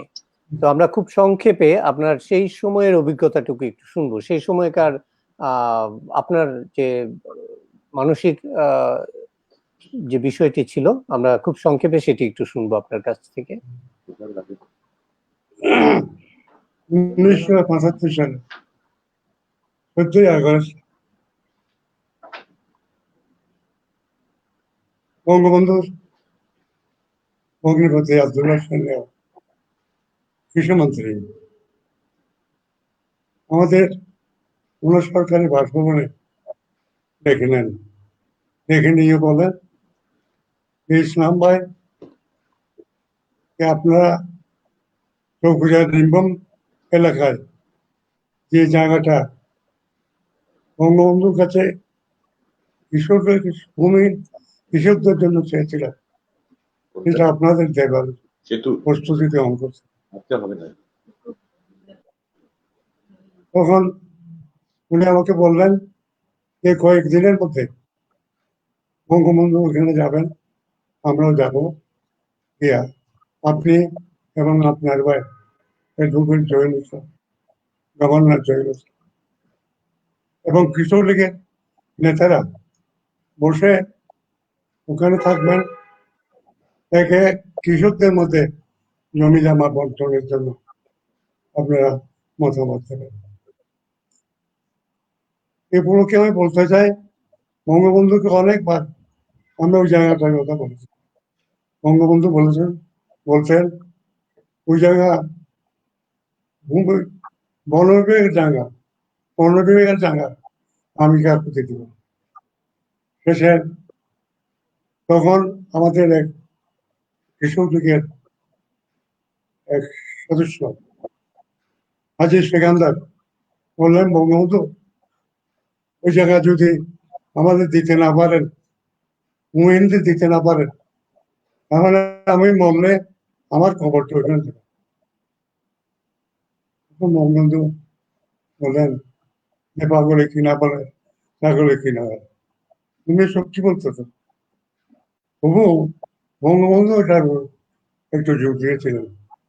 বঙ্গবন্ধু আব্দুল্লাহ সেনাবাদকে নিয়ে, আব্দুল্লাহ সেনাবাদ কৃষিমন্ত্রী ছিলেন, ওনাকে নিয়ে ওই হেলিকপ্টারে কৃষক জায়গা পরিদর্শন করে এবং এটা বন বিভাগের কোনো কাজে আসবে না এবং এটা ভূমিহীন কৃষকদের পুনর্নির্ধারণ করলে ভালো হবে, এটা তিনি বুঝেছিলেন। তাই উনি এটা দেওয়ার জন্য তখন এই সমস্ত কথা বলে আমরা আব্দুল্লাহ সেনাবাদ থেকে বিদায় নিয়ে নাকালপাড়া এমপির উত্তরের দিকে রওনা হলো। ওখানে গিয়া আমরা ওখানে আমাদের অ্যাডভোকেট নুর আহমদ ছিল,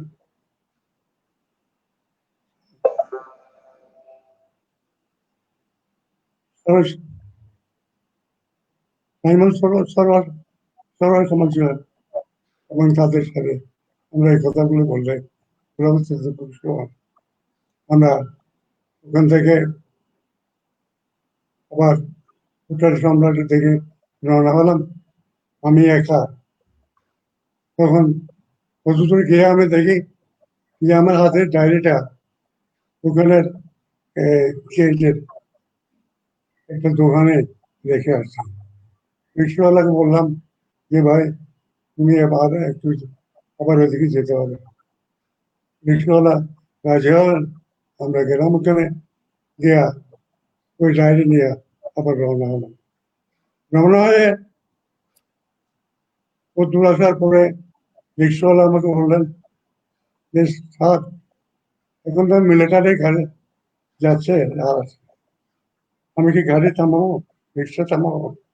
আমি বললাম যে না, রিক্সা থামাবো কেন? রিক্সা থামাতে বললে থামাবে, ওই রিক্সা থামানো না, এবং ওই মিলিটারি গাড়িগুলো চলে গেল। আমি তো হোটেল সম্রাটে চলে আসলাম। হোটেল সম্রাটে চলে আমার নির্দিষ্ট রুমে চকরিয়ার সালাউদ্দিন মাহমুদ, যে যুবলীগের কেন্দ্রীয় কমিটির সদস্য ছিলেন, উনি ছিলেন। ওনাকে ডেকে বললাম যে দরজাটা খোলো। উনি খুলে বললে যে মামা আপনি এত রাত করেন কেন? এত রাত করা তো ভালো না। এখন আমি ঘুমিয়ে পড়লাম, তাকে এই সমস্ত কথা বললাম। ও বললো যে এটা কিছু হতে পারে, ওটা বঙ্গবন্ধু কালকে চট্টগ্রাম বিশ্ববিদ্যালয়ে বাক্স প্রতিষ্ঠান আছে, ওখানে হয়তো বিমান নিরাপত্তার জন্য টহল রেখেছে। যাই হোক আমরা ঘুমিয়ে পড়লাম।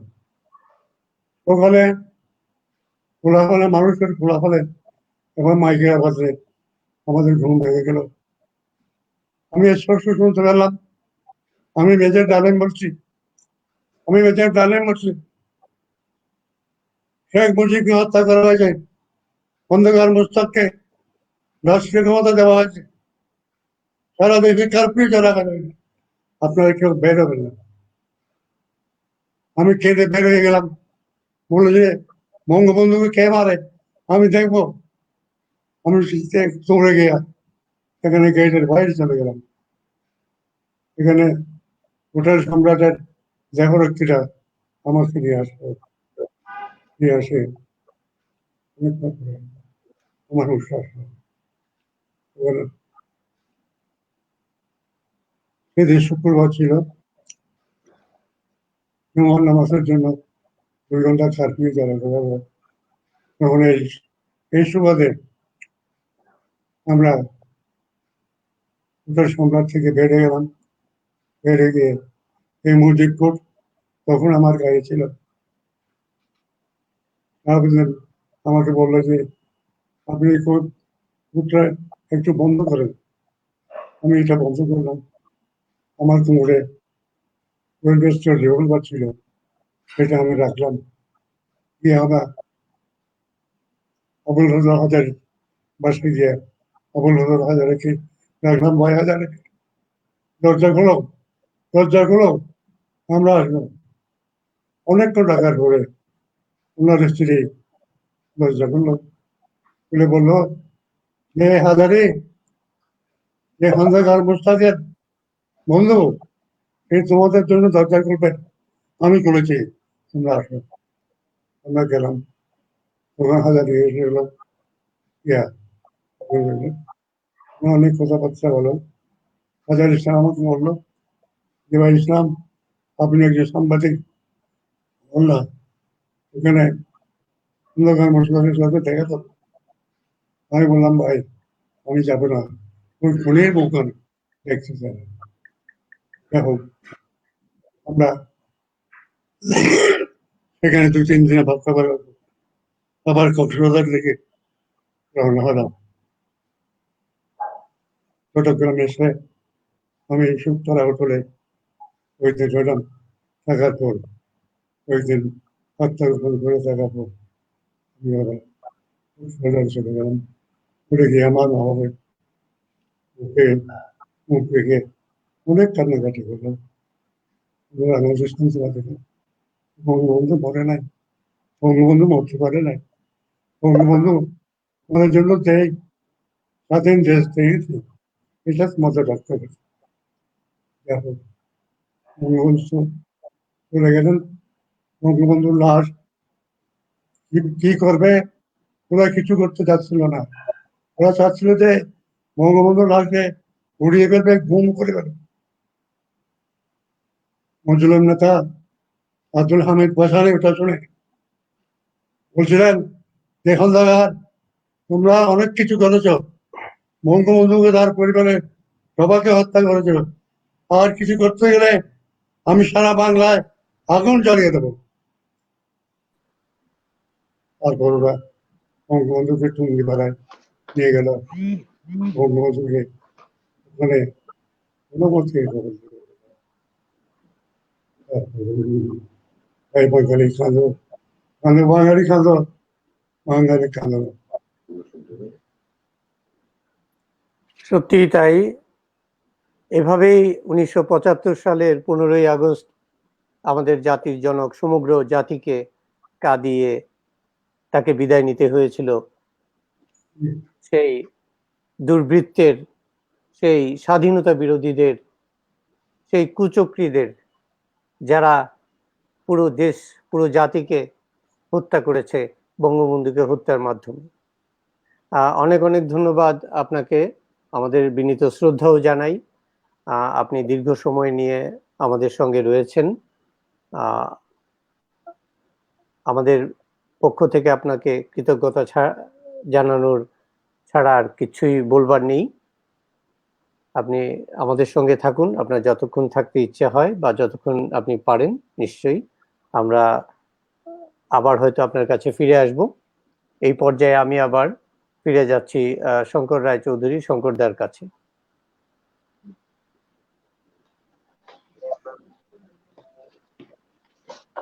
সবকিছু তো বন্ধ করতে হয়, যুদ্ধের বিনাশ হয়, কিছু ভেঙে যায়, আর মানুষ ঠিক হয়। এই বিষয়ে একটি ছোট কবিতা, সিদ্ধার্থ বসুর লেখা সেতু। শাশ্বতকে সত্যের প্রাচীরে থাকতে হয়। বিভেদের জন্য ব্রিটিশ পিতৃত্ব দিয়েছিল বঙ্গভঙ্গের, প্রতিবাদে এসেছিলেন যিনি সবার কবি। ধর্মকে শিখণ্ডী করে সুযোগ সন্ধানীরা বিভেদ আনলো, দেশ সেই থেকে টুকরো টুকরো। 52 ভাষা আন্দোলন, রক্ত স্নাত 71 বিষাক্ত করতে চাইল বায়ু, জাম অফ শত শত বেয়োনেট ভাঙে, গোলাবারুদ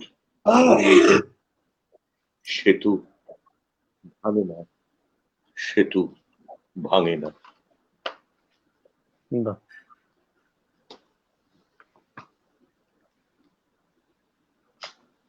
সত্যিই তাই, ভালোবাসার সেতু, মননের সেতু কখনোই ভাঙে না। আমরা এবার শারমিন লাকি আপনার কাছে আসি। আপনার কাছ থেকে আমরা কি শুনবো? আমি জানি আপনার বেশ কিছু নতুন কাজও রয়েছে, তার মধ্যে একটি ছিল কাকের গলা। আমি হয়তো এই মুহূর্তে সেটি শুনতে চাইবো না, একেবারে শেষের দিকে আপনি বলেছিলেন যে এটি এই মুহূর্তে শুনতে গেলে আমি হয়তো পরের আবৃত্তিগুলি শোনা থেকে বঞ্চিত হব। হ্যাঁ হ্যাঁ, আপনি যেটি শোনাবেন আমি শুনি। তার কাছ থেকেই বেশি শুনবো। আমি চেষ্টা করছি, আমি খুব ছোট ছোট কবিতা বেছে নিয়েছি। প্রথমে আমি বলেছি যে এই সময় যারা লিখছে তাদের একটু কবিতাগুলো পড়ার ইচ্ছা রাখি। এই সময় আসলে কি কথা হচ্ছে, কি বলতে চাচ্ছে কবিরা, সেই ভাবনা থেকেই আসলে। আর বেশ কিছু তো আমরা বিভিন্ন বিষয়কে ছুঁয়ে গেলাম, কিন্তু আমরা কি একটু এবার একটু প্রেমের কবিতা, একটু অভিমানের কবিতা, একটু ভালোবাসার কবিতা হতে পারে? নিশ্চয়ই হতে পারে, নিশ্চয়ই হতে পারে, নিশ্চয়ই হতে পারে। শঙ্করদা যেহেতু বলছেন, ঠিক আছে। আমার কবি বন্ধু, একটু আগে পড়েছিলাম শাশ্বতী বিপ্লব থেকে, রীতা নাহার থেকে পড়ছি। এই কবিতাটার মধ্যে একটা আমিত্ব আছে, একটা আমি কোথাও আছে, যে আমি, আমার বিষয়টা, সেই দিক থেকে খুব ভালো লেগেছে। কবিতার নাম, আর কবিতাটা খুব ছোট, বেশি সময় নেব না। অভিমান কবিতাটার নাম, রীতা নাহার। যতখানি রাগ অভিমান তোমার, ততখানি যেন আমার দেখাতে নেই। দুইয়ের রাশি অভিন্ন, একই ধাতুতে গড়া। নিম পাতার গাছটি যদি তোমার হয়, বেল পাতার গাছটি তবে কেন আমার নয়? আমার ইচ্ছে বাড়িধারা পার্কে হাঁটবো, কেন তোমার ইচ্ছেই ত্রিবেণীর পথেই হাঁটতে হয়? ইচ্ছেগুলো আজ বড্ড সাংঘর্ষিক তোমার আমার। কল্পনাগুলো হাত পা গুটিয়ে নিচ্ছে সীমানা নির্ধারণের লক্ষণ রেখার তাণ্ডবে। আমিও ছায়াবাজির সেই সব আলো আঁধারির পথ ছেড়ে ডুব দিয়েছি গভীর অন্ধকারে। অভিযোজিত অন্ধকারেই খুঁজছি নতুন আলো। আমার সব দরজা জানালায় বন্ধ কপাট, যেন শালুক পাতায় কৃষ্ণ গহ্বর। শহুরে লেক ছেড়ে গ্রামের বিলে ঝিলে শালুক পাতায় ঘঙ্গি পোকা, ফড়িং আর প্রজাপতিদের খুনসুটি দেখতে আরো একবার আলোয় ফিরতে চাই একা, একেবারে একলা। নিঃসঙ্গতার ভিড়ে হারিয়ে খুঁজে ফিরব নিজেকে। বাহ, চমৎকার চমৎকার, দারুণ। আমরা নিজেকে নিজে খোঁজার মতো একটা খুঁজে বিষয়। ফেরা, সেটাই সেটাই। আসলে আমরা একা একা শঙ্কর থাকলে দেব, সব জায়গায় বার করা যায়, দুঃখ বোধটা বার করে আনে, মানুষের আমৃত্যুটাকে বার করে আনে। সেটাই। সেটাই সেই এবং অভিযোজিত অন্ধকারেই খুঁজছি নতুন আলো। সেটাই, সেই একটা ব্যাপার রয়েছে। আমরা শঙ্করদার কাছে যাব। শঙ্করদা নিশ্চয়ই। সাধারণ এই আমি শরীর খারাপ থেকে উঠেছি, মেরে ফেলবে তোমরা আমার। আমি 4 মাস ভোগার পর এইসবে উঠেছি। আর আমাদের কতক্ষণ আছে? মনে হচ্ছে আমাদের না আমি আজকে ছোট ছোট কবিতা, আমাদের যদিও সময় পান্থজনটা বলি, আছে। শামসুর রহমান, হ্যাঁ হ্যাঁ, নিশ্চয়ই যদি অনুমতি করেন। নিশ্চয়ই নিশ্চয়ই নিশ্চয়ই। বহু পথ হেঁটে ওরা 5 জন গধূলিতে এসে বসে প্রবীণ বৃক্ষের নিচে ক্লান্তি মুছে নিতে। গাছের একটি পাখি শুধায় ওদের, বলো তো তোমরা কারা? প্রশ্ন শুনে পান্থজন ঝুঁকে পড়ে নিজের বোধের কাছে। বলে একজন, হিন্দুত্বের প্রতি আজন্ম আমার টান। দ্বিতীয় জনের কণ্ঠ বাঁশির মতন বাজে, আমি বৌদ্ধ হীনজান। এবং তৃতীয় জন বলে, আমি এক নিষ্ঠাবান বিনীত খ্রিস্টান। চতুর্থ পথিক করে উচ্চারণ, আমার ইমান করেছি অর্পণ, আমি খোদার আরশে, আমি তো মুসলমান। পঞ্চম পথিক খুব কুতূহল বসে কুড়িয়ে পতঙ্গ এক, বলে স্মিত স্বরে, আমি আমি মানব সন্তান। সত্যিই তাই। এর থেকে আমাদের বড় বোধহয় আর কিছু উত্তর আর হতে পারে কিছু না। হতে পারে। ছোট এবং ভীষণ শক্তিশালী, ভীষণ নিশ্চয়ই, এবং দুর্দান্ত। এবং আমার কাছে আমার খুবই একটি প্রিয় কবিতা এটি, আরো বিশেষ কারণে এই জন্য যে আমাদের প্রত্যেকের ধর্ম যেন আমাদেরকে নিশ্চিত করে আমরা সেই মানব সন্তান হয়ে উঠতে পারি। সেই হবে প্রকৃত ধর্মাচার, সেটি হবে প্রকৃত মানব ধর্ম পালন এবং মানব ধর্মে এটা দীক্ষিত একটা হওয়ার মধ্যে। উত্তরণ, মানুষ কোথাও উত্তরণ হবে। সেটাই সেটাই। শঙ্করদা কিন্তু শুরুও এবং এই করেছিলেন উত্তরণটা হোক। শঙ্করদা কিন্তু হ্যাঁ? নজরুলের সাম্যবাদ, সাম্যবাদী ছিলেন। হ্যাঁ, সেখানেও হ্যাঁ, আমরা কিন্তু বলেছি তো।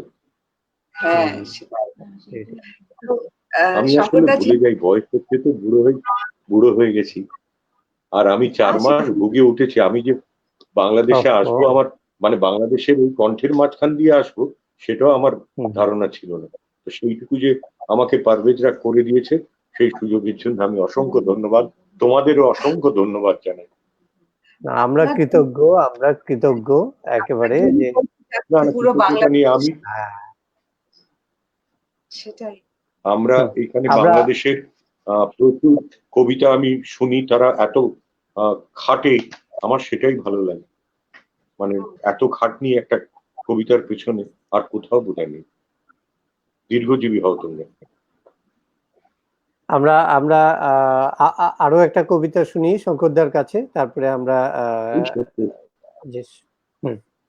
আরো একটি শুনি। আচ্ছা, তাহলে একটু নীরেন্দ্রনাথ চক্রবর্তীর একটা কবিতা শুনিয়ে আমি শেষ করব।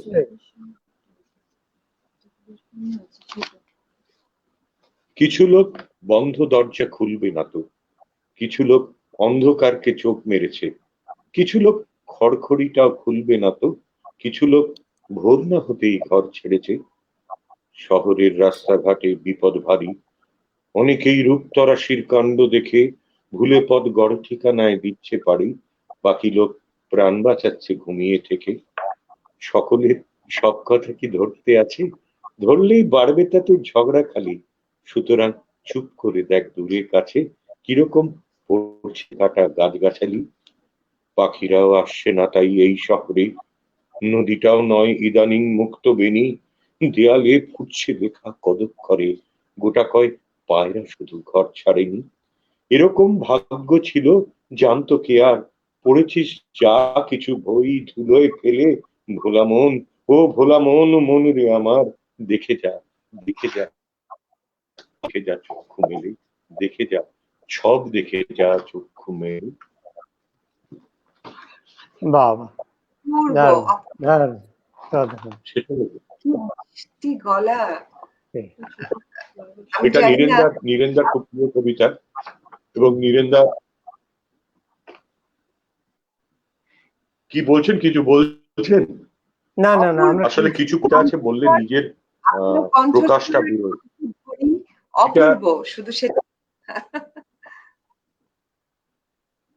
না, অপূর্ব না, আমি শুনতে চাই মানুষের ক্ষোভ বেদনা, এই যে কোথায় গিয়ে ব্যথিত হচ্ছে মানুষ, সেইটাও ভালো, সেইটাই ভালো হবে।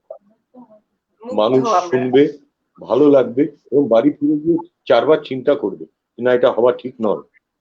সমৃদ্ধ হবে, সেটাই না। আপনার আবৃত্তি আমাদেরকে সমৃদ্ধ করছে নিঃসন্দেহে।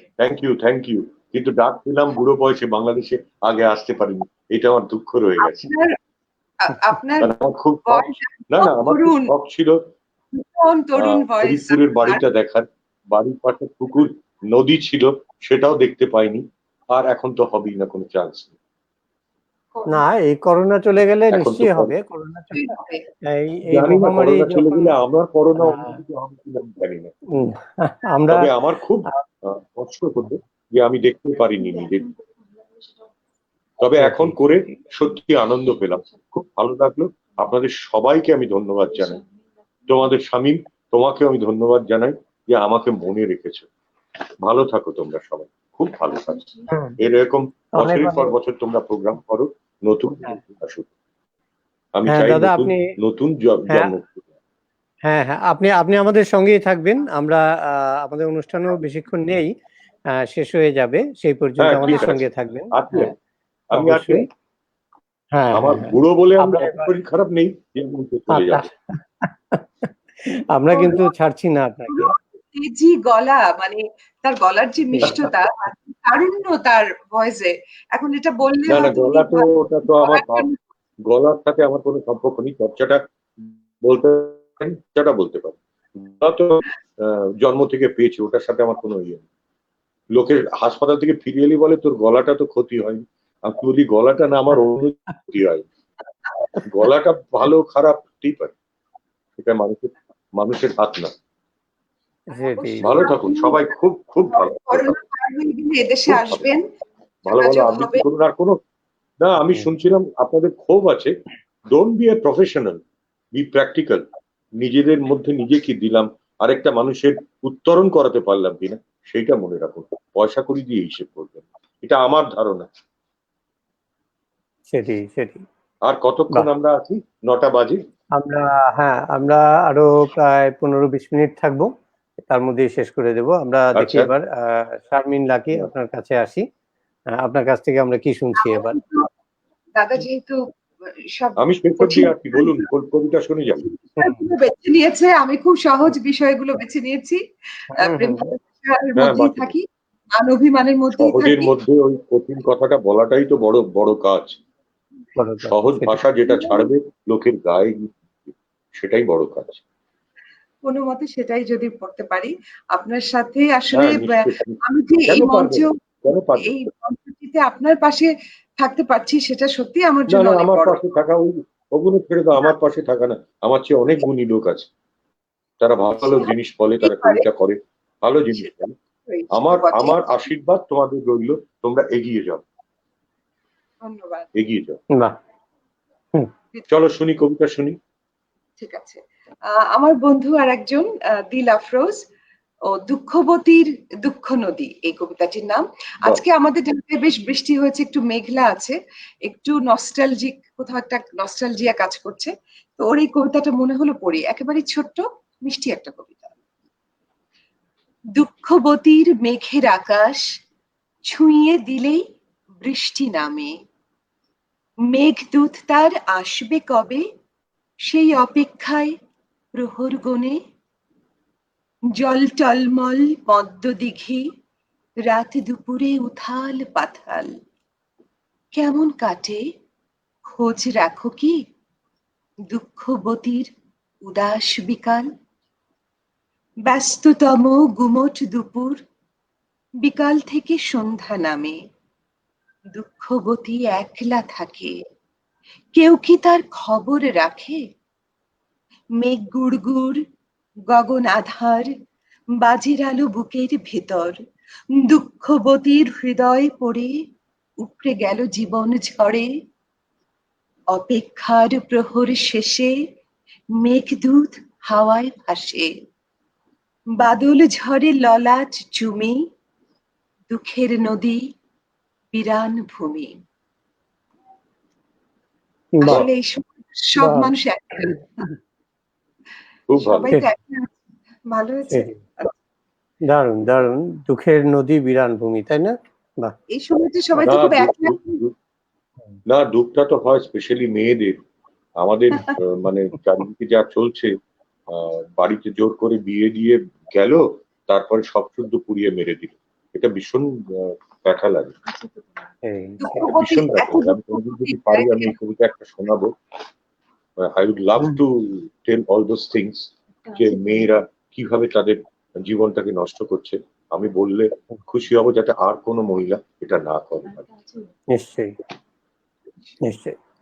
আমরা আমরা আবার শুনবো, এবার কার কাছ থেকে শুনবো? অবশ্যই শঙ্করদার কাছ থেকে শুনবো। শঙ্করদার কাছ থেকে। আমরা এই দুঃখবতীদের তোমরা তো আমার মেরে ফেলবে ভাই। আমি আমি এই দুঃখ এটি একটা শেষ করবো। আমার এক প্রিয় বন্ধু সাধন বারিক খুব কষ্ট করে জীবন কাটায়, তার কিছু আক্ষেপের কথা একটা কবিতায় তিনি লিখেছিলেন।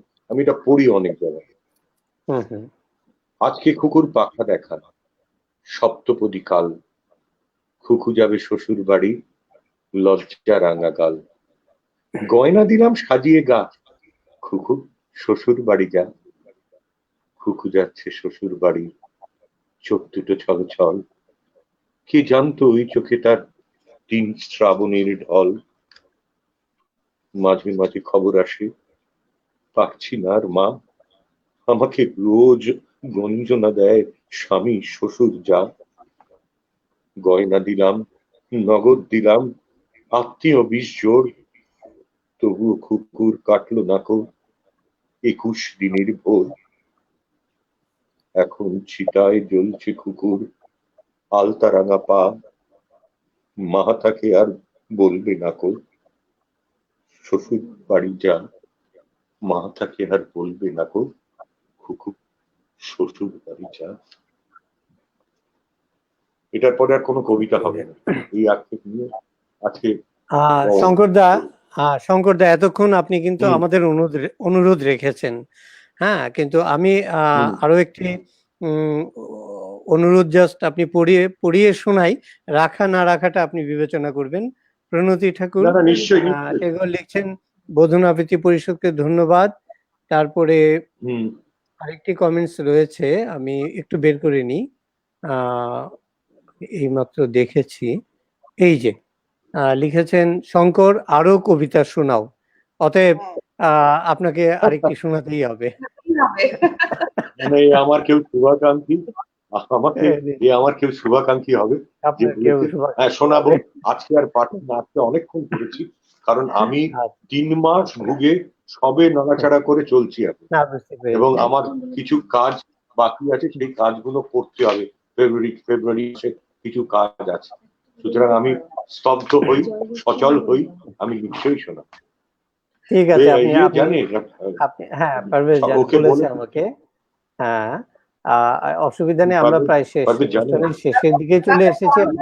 আমি একটু বলতে চাই, এই পরে ভালো দিন আসবে, ভালো দিন আসবে, ভালো পাখি উড়বে, ভালো মানুষ ঘুরবে, সেদিন নিশ্চয়ই একসাথে আপনিও ঢাকা আসবেন, ফরিদপুরে আসবেন, সবার সাথে করব।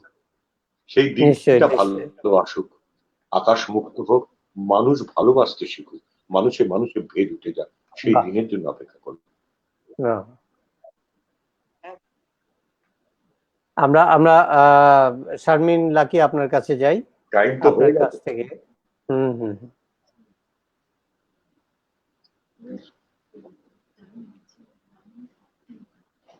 হ্যাঁ, আপনার কাছ থেকে এবার শুনবো শারমিন লাকি। আসলে তো ছোট ছোট কবিতাই রেখেছি একদম। বলুন বলুন। হ্যাঁ, এই সময়ের লেখা যারা লিখছে একদম, কারণ এখনকার সময় যারা লিখছে ওদেরকে যদি আমরা অনুপ্রাণিত না করতে পারি তাহলে ওরা না উৎসাহটা হারিয়ে ফেলবে। আমরা তো সবসময় যারা খুব ভালো লিখছেন, শক্তিশালী কবি, তাদের কবিতাই ঘুরে ফিরে পড়ি, কিন্তু নতুন যারা চেষ্টা করছে তাদের প্রতিও আমাদের এক ধরনের দায়বদ্ধতা রয়েছে যে একটু আমি চেষ্টা করি ওদেরকে উৎসাহিত করতে। তো সেরকম একজনের লেখা, ওর নাম তানজির জামান, ওর কবিতার নাম হচ্ছে বিকেল, ওর কবিতার নাম বিকেল।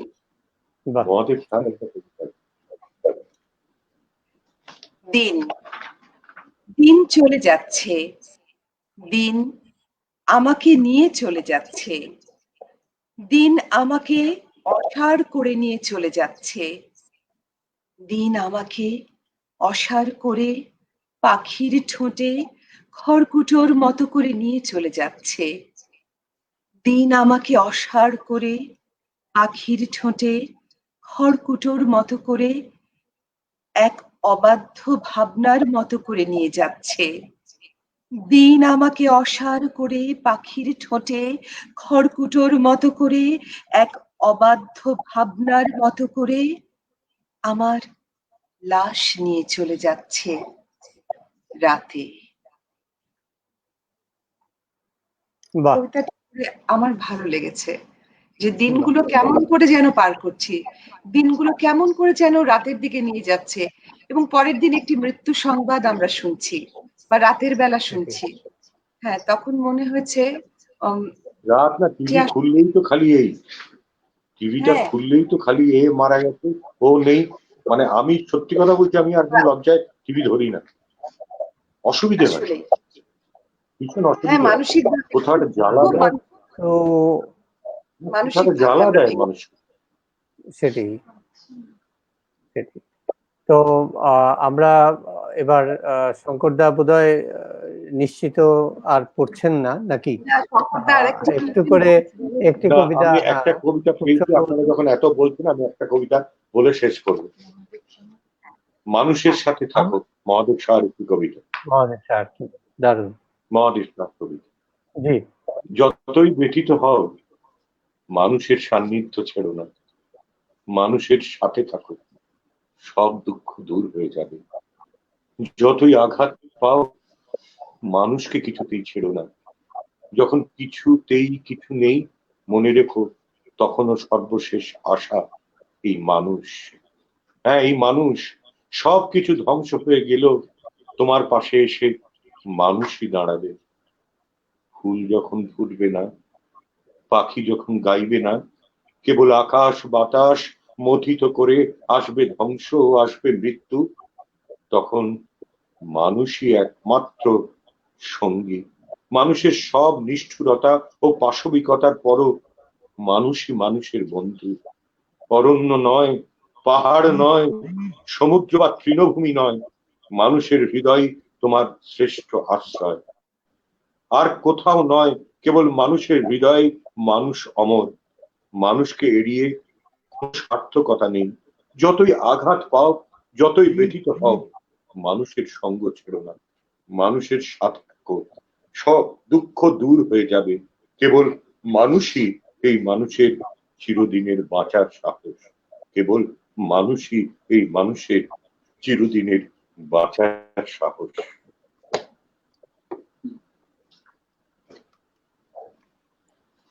সত্যিই তাই। সত্যিই তাই, মানুষই মানুষের একমাত্র ভাই, এবং তাই না? এরপরে আসলে কোনো কথাই হবে না প্রশান্ত, সেই, হুম এরপরে আর কোনো হুম আমরা কথা না বলি। হুম, না, এরাই তো দারুণ। কবি, যার ধরনের শব্দ লিখেছেন তারাই হুম, কবি। তারা একটা সেটাই। ঘরে থাকতেন, একটা জামা, পুরনো জামা, সেটাই পরে স্কুল যেতেন, পড়াতেন, আবার চলে আসতেন। আর মানুষ যখন, অন্য মানুষ যখন দুঃখ ভেদ করে, বেদনা ভোগ করে, তারা ভাবে এইখানে এখনো মারা গেছে, আমার থেকে তো বেশি, এই লোকগুলো এত কষ্ট পাচ্ছে। এটাই মানুষ, এরাই কবি, এরাই মানুষ। সত্যিই তাই, দারুণ, সাধারণ। আমরা সবাই আসলে মুগ্ধ হয়ে শুনছি, যে কারণে আমাদের আসলে বলার আর কিছু থাকছে না। শঙ্করদার যে আজকে আমরা অনেক সময় ওই বলি না যে গানের অনুষ্ঠানে বলি যে প্লে লিস্ট, হুম, গানের প্লে লিস্ট বা এটাকে বাংলা করলে কি তালিকা। হ্যাঁ, তো আজকে উনি যে কবিতাগুলো নির্বাচন করেছেন ছোটর মধ্যে প্রত্যেকটি অনবদ্য এবং আমাদেরকে সমৃদ্ধ করেছে। শঙ্করদা সেই, আবার কোন একটি আয়োজনে এবং সামনাসামনি বসে আপনার আহ আবৃত্তি শুনতে পারলে নিশ্চয়ই খুব ভালো নিশ্চয়ই, লাগবে। নিশ্চয়ই হবে, নিশ্চয়ই হবে, শুধু নিশ্চয়ই নিশ্চয়ই হবে, আসবে, নিশ্চয়ই, নিশ্চয়ই হবে। শিওর। যদি যদি দুই পথ খুলে যায়, আমি নিশ্চয়ই যাব। দুই পথ। আমার কিছুদিন আগে শ্বশুর শাশুড়ি কুষ্টিয়ায়, ওদের মোহিনী মিলস, ওরাও ঘুরে এলো। ওরাই লাস্ট ঘুরতে পেরেছে, আর কেউ ঘুরতে পারেনি। কারণ মোহিনী মিলস দেখার সৌভাগ্য কারা হয়নি, ওদের হয়েছে, ওরাই ঘুরে এসেছে। আমি ভেবেছিলাম হয়তো ঘুরতে যাবো, কিন্তু যাওয়া হলো না। আপনার কি সৌভাগ্য হবে? এখন হবে কিনা আমি জানি না। আমাদের আমাদের আমাদের আমন্ত্রণ রইলো। হলে সবার আশীর্বাদে যদি হয় ভালো, নিশ্চয়ই হবে, হলে ভালো। নিশ্চয়ই হবে, নিশ্চয়ই হবে। আমি একটু দেখতে চাই নদীর পাড়, আমাদের বাড়ি কোথায় ছিল, একটু যদি টুকু পাই তাতেই আমি বেশ, আর কিচ্ছু লাগবে না। সত্যি। সবাইকে ধন্যবাদ, সবাই ভালো থেকো, এবং এই যে ভালোবাসা আমাকে শেষ পারে এসে দিলে, তার জন্য অসংখ্য ধন্যবাদ, অসংখ্য ধন্যবাদ। ভালো থেকো সবাই। আপনাকেও ধন্যবাদ এবং কৃতজ্ঞতা। আমার আমরা আমার বউও আমাকে প্রচুর সাহায্য করেছে। ওর সাহায্য না করলে আমি এই যন্তর মন্তর তন্তর আমি করতে পারতাম না। এটাও আমাকে করে দিতে হয়। ওনার পাশেই আছে ধ্বনি, সোমা, ওনার ডক্টর ওনার সোমা ধ্বনি, রায়চৌধুরী, আমার ওয়াইফ ওনার ডক্টর সোমা রায়চৌধুরী। এবং আমি পারভেজকে বলেছিলাম আমাকে পারমিশন দিতে হবে, আমার ওয়াইফ একটু থাকবে, আমি নিজে পারবো না এটা করতে। ওনার ধ্বনিও আমরা ধ্বনিতে হয়েছে, মাঝে মাঝে ওনার সেটাই। ধ্বনি আমরা পেয়েছি। হ্যাঁ, ওনাকে এবং দেখতে পেলাম না। আমরা আমরা কি একবার দেখতে পারি ওনাকে? ওনার ওনার সেটাই, আমি সেই অনুরোধটি হ্যাঁ, করতে যাচ্ছিলাম। আমরা কেন নয় যে ওনাকে একবার আমি আপনি নমস্কার, নমস্কার। কেমন দেখা আছেন? যাচ্ছে তো? একদম খুব সুন্দর দেখা হ্যাঁ, যাচ্ছে। ভালো, আর ভালো লাগলো। হ্যাঁ, আপনি খুব সহযোগিতা করেছেন। আমি না, আসলে দেখছিলাম মনটা খারাপ হয়ে যখনই সাউন্ড আসছিল না। হ্যাঁ, আপনি হ্যাঁ। ছোট খুব ভালো লাগলো যে মানে আমি ওইভাবে এর মধ্যে ঢুকে পড়লাম, আর শুনতে এতই ভালো লাগছিল। আর আমার মনে পড়ছিল আমি বঙ্গবন্ধুকে, এখানে যাচ্ছিলেন উনি ওই পরে, মানে কোন একটা মার্চ মাস ছিল আমার মনে আছে, একদম বোধহয় 1 হাত দূর থেকে আমরা না, শিশির মিছিলের মধ্যে সামনে এসেছিল। দেখি। না, আমার কোনো একটা আত্মীয়র বিয়ে বাড়ি ছিল, উনি শ্যামবাজারে বাগবাজারের মোড় দিয়ে তখন খোলা গাড়ি করে যাচ্ছিলেন। সেটা আমি এখনো ভুলি না। মানে আমাদের প্রধানমন্ত্রী এবং বঙ্গবন্ধু দুজনে, ইন্দিরা গান্ধী এবং একসঙ্গে যাচ্ছিলেন, আর একদম কাছে দাঁড়িয়ে, তখন তো ক্লাস 5-এ পড়ি বোধহয় আমি, মানে 71 সালে, আমার ওরকম বছর 10-11 বয়স। আর এত মানে পরিষ্কার দেখেছিলাম যে কি যে মানে একটা অদ্ভুত লাগছিল সেটা এবং আজকে ওটা শুনতে ওটা শুনতে। আমাদের সৌভাগ্য যে আমরা দেখতে তাই পেরেছি, মানে আর সবাই দেখতে পায় না। আর এই এই এইটুকু জায়গার মধ্যে উনি আর- নামলেন গাড়ি থেকে, সেইটা আমার কোথাও মানে স্মৃতির মণিকোটা এখনো জমে আছে। আর এখন এই নতুন ভাবে এই যে মঞ্চ, ভার্চুয়াল মঞ্চ, সেটা মানে মানে আমি একটু হেল্প করলাম, কেন কি দাদার না হলে একটু অসুবিধা হতো, শরীরটা ভালো নেই বলে। আর আপনারাও অনেক মানে ওদিক থেকে অনেক কোঅপারেশন ছিল। তো আর আমার খুব ভালো লাগলো আপনাকে শুনে আর দেখে, প্লাস সবাই যারা ছিলেন তাদের সবাই সঙ্গে আমি কথা মনে বলতে মনে খুব একটা ভালো কথা লাগলো। বলি, আপনিও দাদার সাথে বাংলাদেশের আসুন রবীন্দ্রসঙ্গীত আমার খুব প্রিয়। হ্যাঁ, নিশ্চয়ই সুযোগ পেলে তো যাবই। আমার ঢাকা, মানে আমার পূর্ব মানে বাড়ির ঢাকায়, আনন্দচন্দ্রায় আমার মানে ওখানে আমি কোনোদিনও এখনো অব্দি যাইনি, কিন্তু গল্প তুই তো আমার অনেক পরের শুনি। লাইন লাইন তো আগে আমরা যদি সুযোগ পাই নিশ্চয়ই যাবো, দেখা হবে, নিশ্চয়ই। ভালো লাগবে। আর অবশ্যই। যারা এখানে দেখা করতে আমার খুব পারবে। ইচ্ছে করে, আমার খুব আমি আমার দারুণ পারভেজ লাগবে বলবো, সেই দিন চট্টগ্রাম, তুই আসুন। ঢাকা থেকে চট্টগ্রাম, অর্থাৎ আমি কিন্তু কিছুই দেখি না, আমার টানে এরকম করে টানে। এবার তোমরা কথা বলো, তোমরা এত অনুষ্ঠান করালে আমাদের মতো অনেক লোকদের দিয়ে ডেকে। ধন্যবাদ, কৃতজ্ঞতা জানাই এত চমৎকার ভাবে আপনি গুছিয়ে দিয়েছেন দাদাকে, তার জন্য এত সুন্দর কবিতাগুলো উনি পড়তে পেরেছেন। তো নিশ্চয়ই। কখন আসবেন বাংলাদেশে? না, কবিতা ওনার মানে রক্তে, ওই কবিতা উনি ভোলেন না। অনেক অসুখের পরে অনেক কিছু কথা হয়তো ভুলে গেছেন, কিন্তু কবিতা ভোলেন না। এটা একটা ব্যাপার, আর বলতে পারলে খুশি হয়। আমিও সেজন্য চাইছিলাম যে আমার সমস্ত পুরনো কবিতা যা মুখস্থ ছিল, কিছুদিন বাদে আমি আর তা মানে মেমোরাইজ করতে পারছিলাম। তারপরে এখন অনেকটা, এখন তাও আস্তে আস্তে করে করে করে করে একটু আপনাদের একটু করে সঙ্গে আবার এটা পড়ে একটা আমি মনের আমার জোরও পুরনো হয়। বাড়িটা ফিরে পেয়েছি। ভালো লেগেছে, আস্তে আস্তে যাচ্ছি, সত্যি খুব ঢুকছি। ভালো। আবারও পরে আমরা শুনবো, আপনাদের আমরা অনুষ্ঠান শুনেই শুনবো, আর থাকবো নিশ্চয়ই। নিশ্চয়ই নিশ্চয়ই আমরাও আমাকে ভীষণ ভালো লাগলো যে উনি ওনার পুরনো বাড়িটা ফিরে পেয়েছেন। ফিরে পেয়েছেন, হ্যাঁ, সেটাই বাড়ি থেকে পেয়েছি তো। সাধারণ। ঠিক আছে। এইখান থেকে কলকাতা থেকে যায়, এ বাংলাদেশ ঘুরে আসছে, এখান থেকে ঘুরে আসছে, আমি কোনোদিন যাইতে পারিনি। এইটা আমার একটা খুব আক্ষেপ ছিল যে বাংলাদেশটা আমি ঘুরতে পারলাম না। আমার বাবা মা নিশ্চয়ই। গল্প করতো, বাবা তো কত গল্প করতো। আমরা সবাই আশা করি, আমরা সবাই নিশ্চিতভাবেই প্রার্থনা করি আপনার যেন এই ইচ্ছা অবশ্যই পূরণ হয় এবং পূরণ হবে। আমার এই পূরণ, এই যে তোমাদের এই ইচ্ছা মাঝখানে পূরণ এসে হবে। বসলাম, এটাতেই আমার হ্যাঁ। পূরণ হয়েছে। আবার পরে যদি কোনো জন্মে আসি, নিশ্চয়ই আসবো। ভারতবর্ষে জন্মাবার আগে বাংলাদেশে জন্ম। শঙ্করদা আপনার আরেকটি জেলা থেকে দাওয়াত এসেছে, তারপর শঙ্করদা কক্সবাজার থেকে ভুলে যাবেন, কক্সবাজার থেকে আমন্ত্রণ আছে আপনার। ঠিক আছে, আসুক, আসুক, ডাক আসুক। সেই আর বোধনকে অসংখ্য ধন্যবাদ। এ মহামানব একবার এসো ফিরে, এইটাই কণ্ঠটা আমার এখনো শব্দটা লাগে কানে। আমার খুব ভালো লেগেছে। এবং তোমরা আমায় পারভেজ গল্প করছিল, জুনিয়ররা প্রচুর কবিতা বলছে, এবং আমি প্রদীপ ঘোষের মুখেও শুনেছি, সব প্রচুর লাইন দিয়ে হল বুক করে কবিতা শোনে। এটি কি আনন্দ কেউ চিন্তা করতে পারে। প্রদীপদা তো কয়েকদিন আগে তোমাদের প্রোগ্রাম করলো বলে। হ্যাঁ, তোমাদেরটা করেনি, অন্য কারো করলো। ঢাকায় এসছেন, ঢাকায় এসছেন, অনেক আসতেন, ক্লাস করাতেন।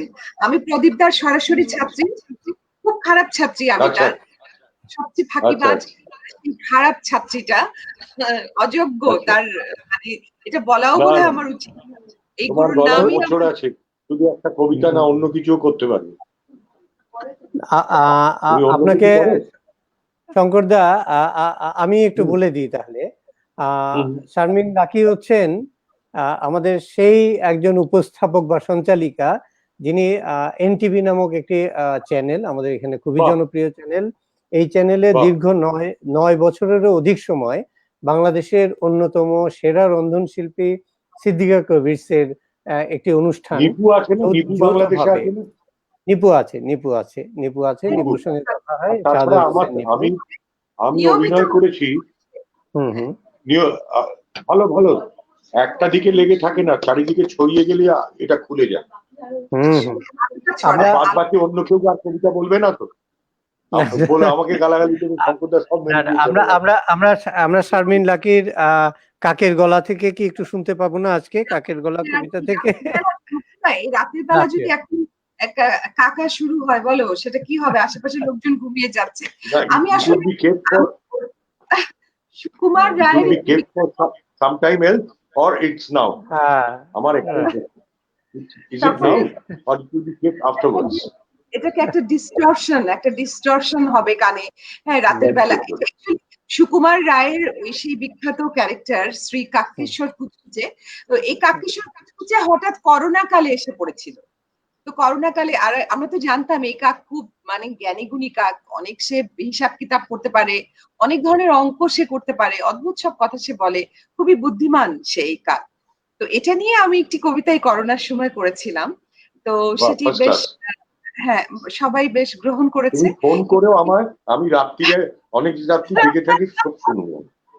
হ্যাঁ, তো সেই I would love to hear all those things.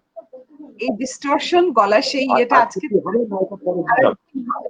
এটা অন্যদিন আমার হবে। বউ বলছে আজ কবিতাটা বলতে দাও, কবিতাটা বলতে দাও। আমি টাইম জানি না, টাইম কটা আমি জানি না। এবং আমি অনেকগুলো বলেছি, আমি টাইম এই ধ্বংস অনুরোধ করেছি কিনা কিন্তু জানি না। এই খুব অনুরোধ ব্যাংক কিন্তু রক্ষা করতেই হবে, উপেক্ষা করবার কোনো হ্যাঁ। উপায় নেই। আচ্ছা, আমি জানি না কতটুকু গলাটা আসলে ভাঙতে পারবো, ভাঙতে গিয়ে কি হবে দিদি, তুমি আমাকে সাহস দিও, আমি করার চেষ্টা করছি।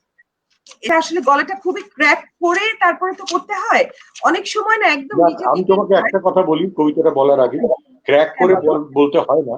প্রদীপ ঘোষ রামকৃষ্ণর পাঠ করেছিলেন ক্যান্সার রোগী। আমি ভেবেছিলাম উনি ভাঙা গলাটা বার করতে পারবেন না, যতবার আলাদা করেছি ততবার উনি বার করেছেন। উনি এটা কি করে করতেন তার জন্য কোনো প্রস্তুতি লাগতো না, কিন্তু উনি করতেন। সেটাই, তা সেটাই। বলো। আচ্ছা, আমি চেষ্টা করছি, জানি না কতটুকু হবে।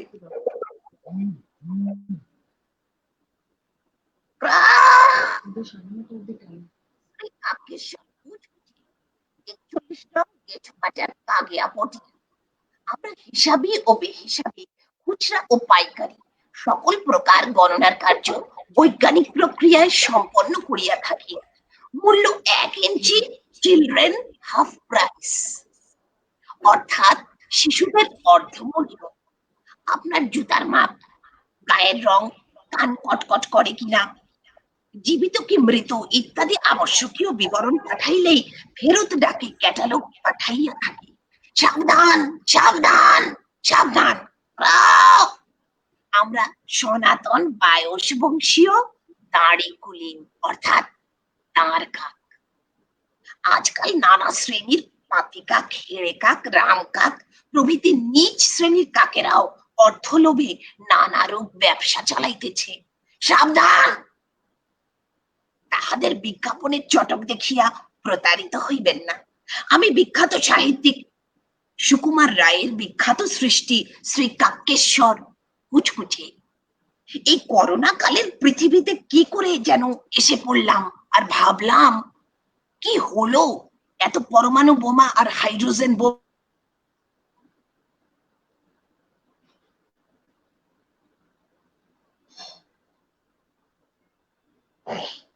আবার আটকেছেন।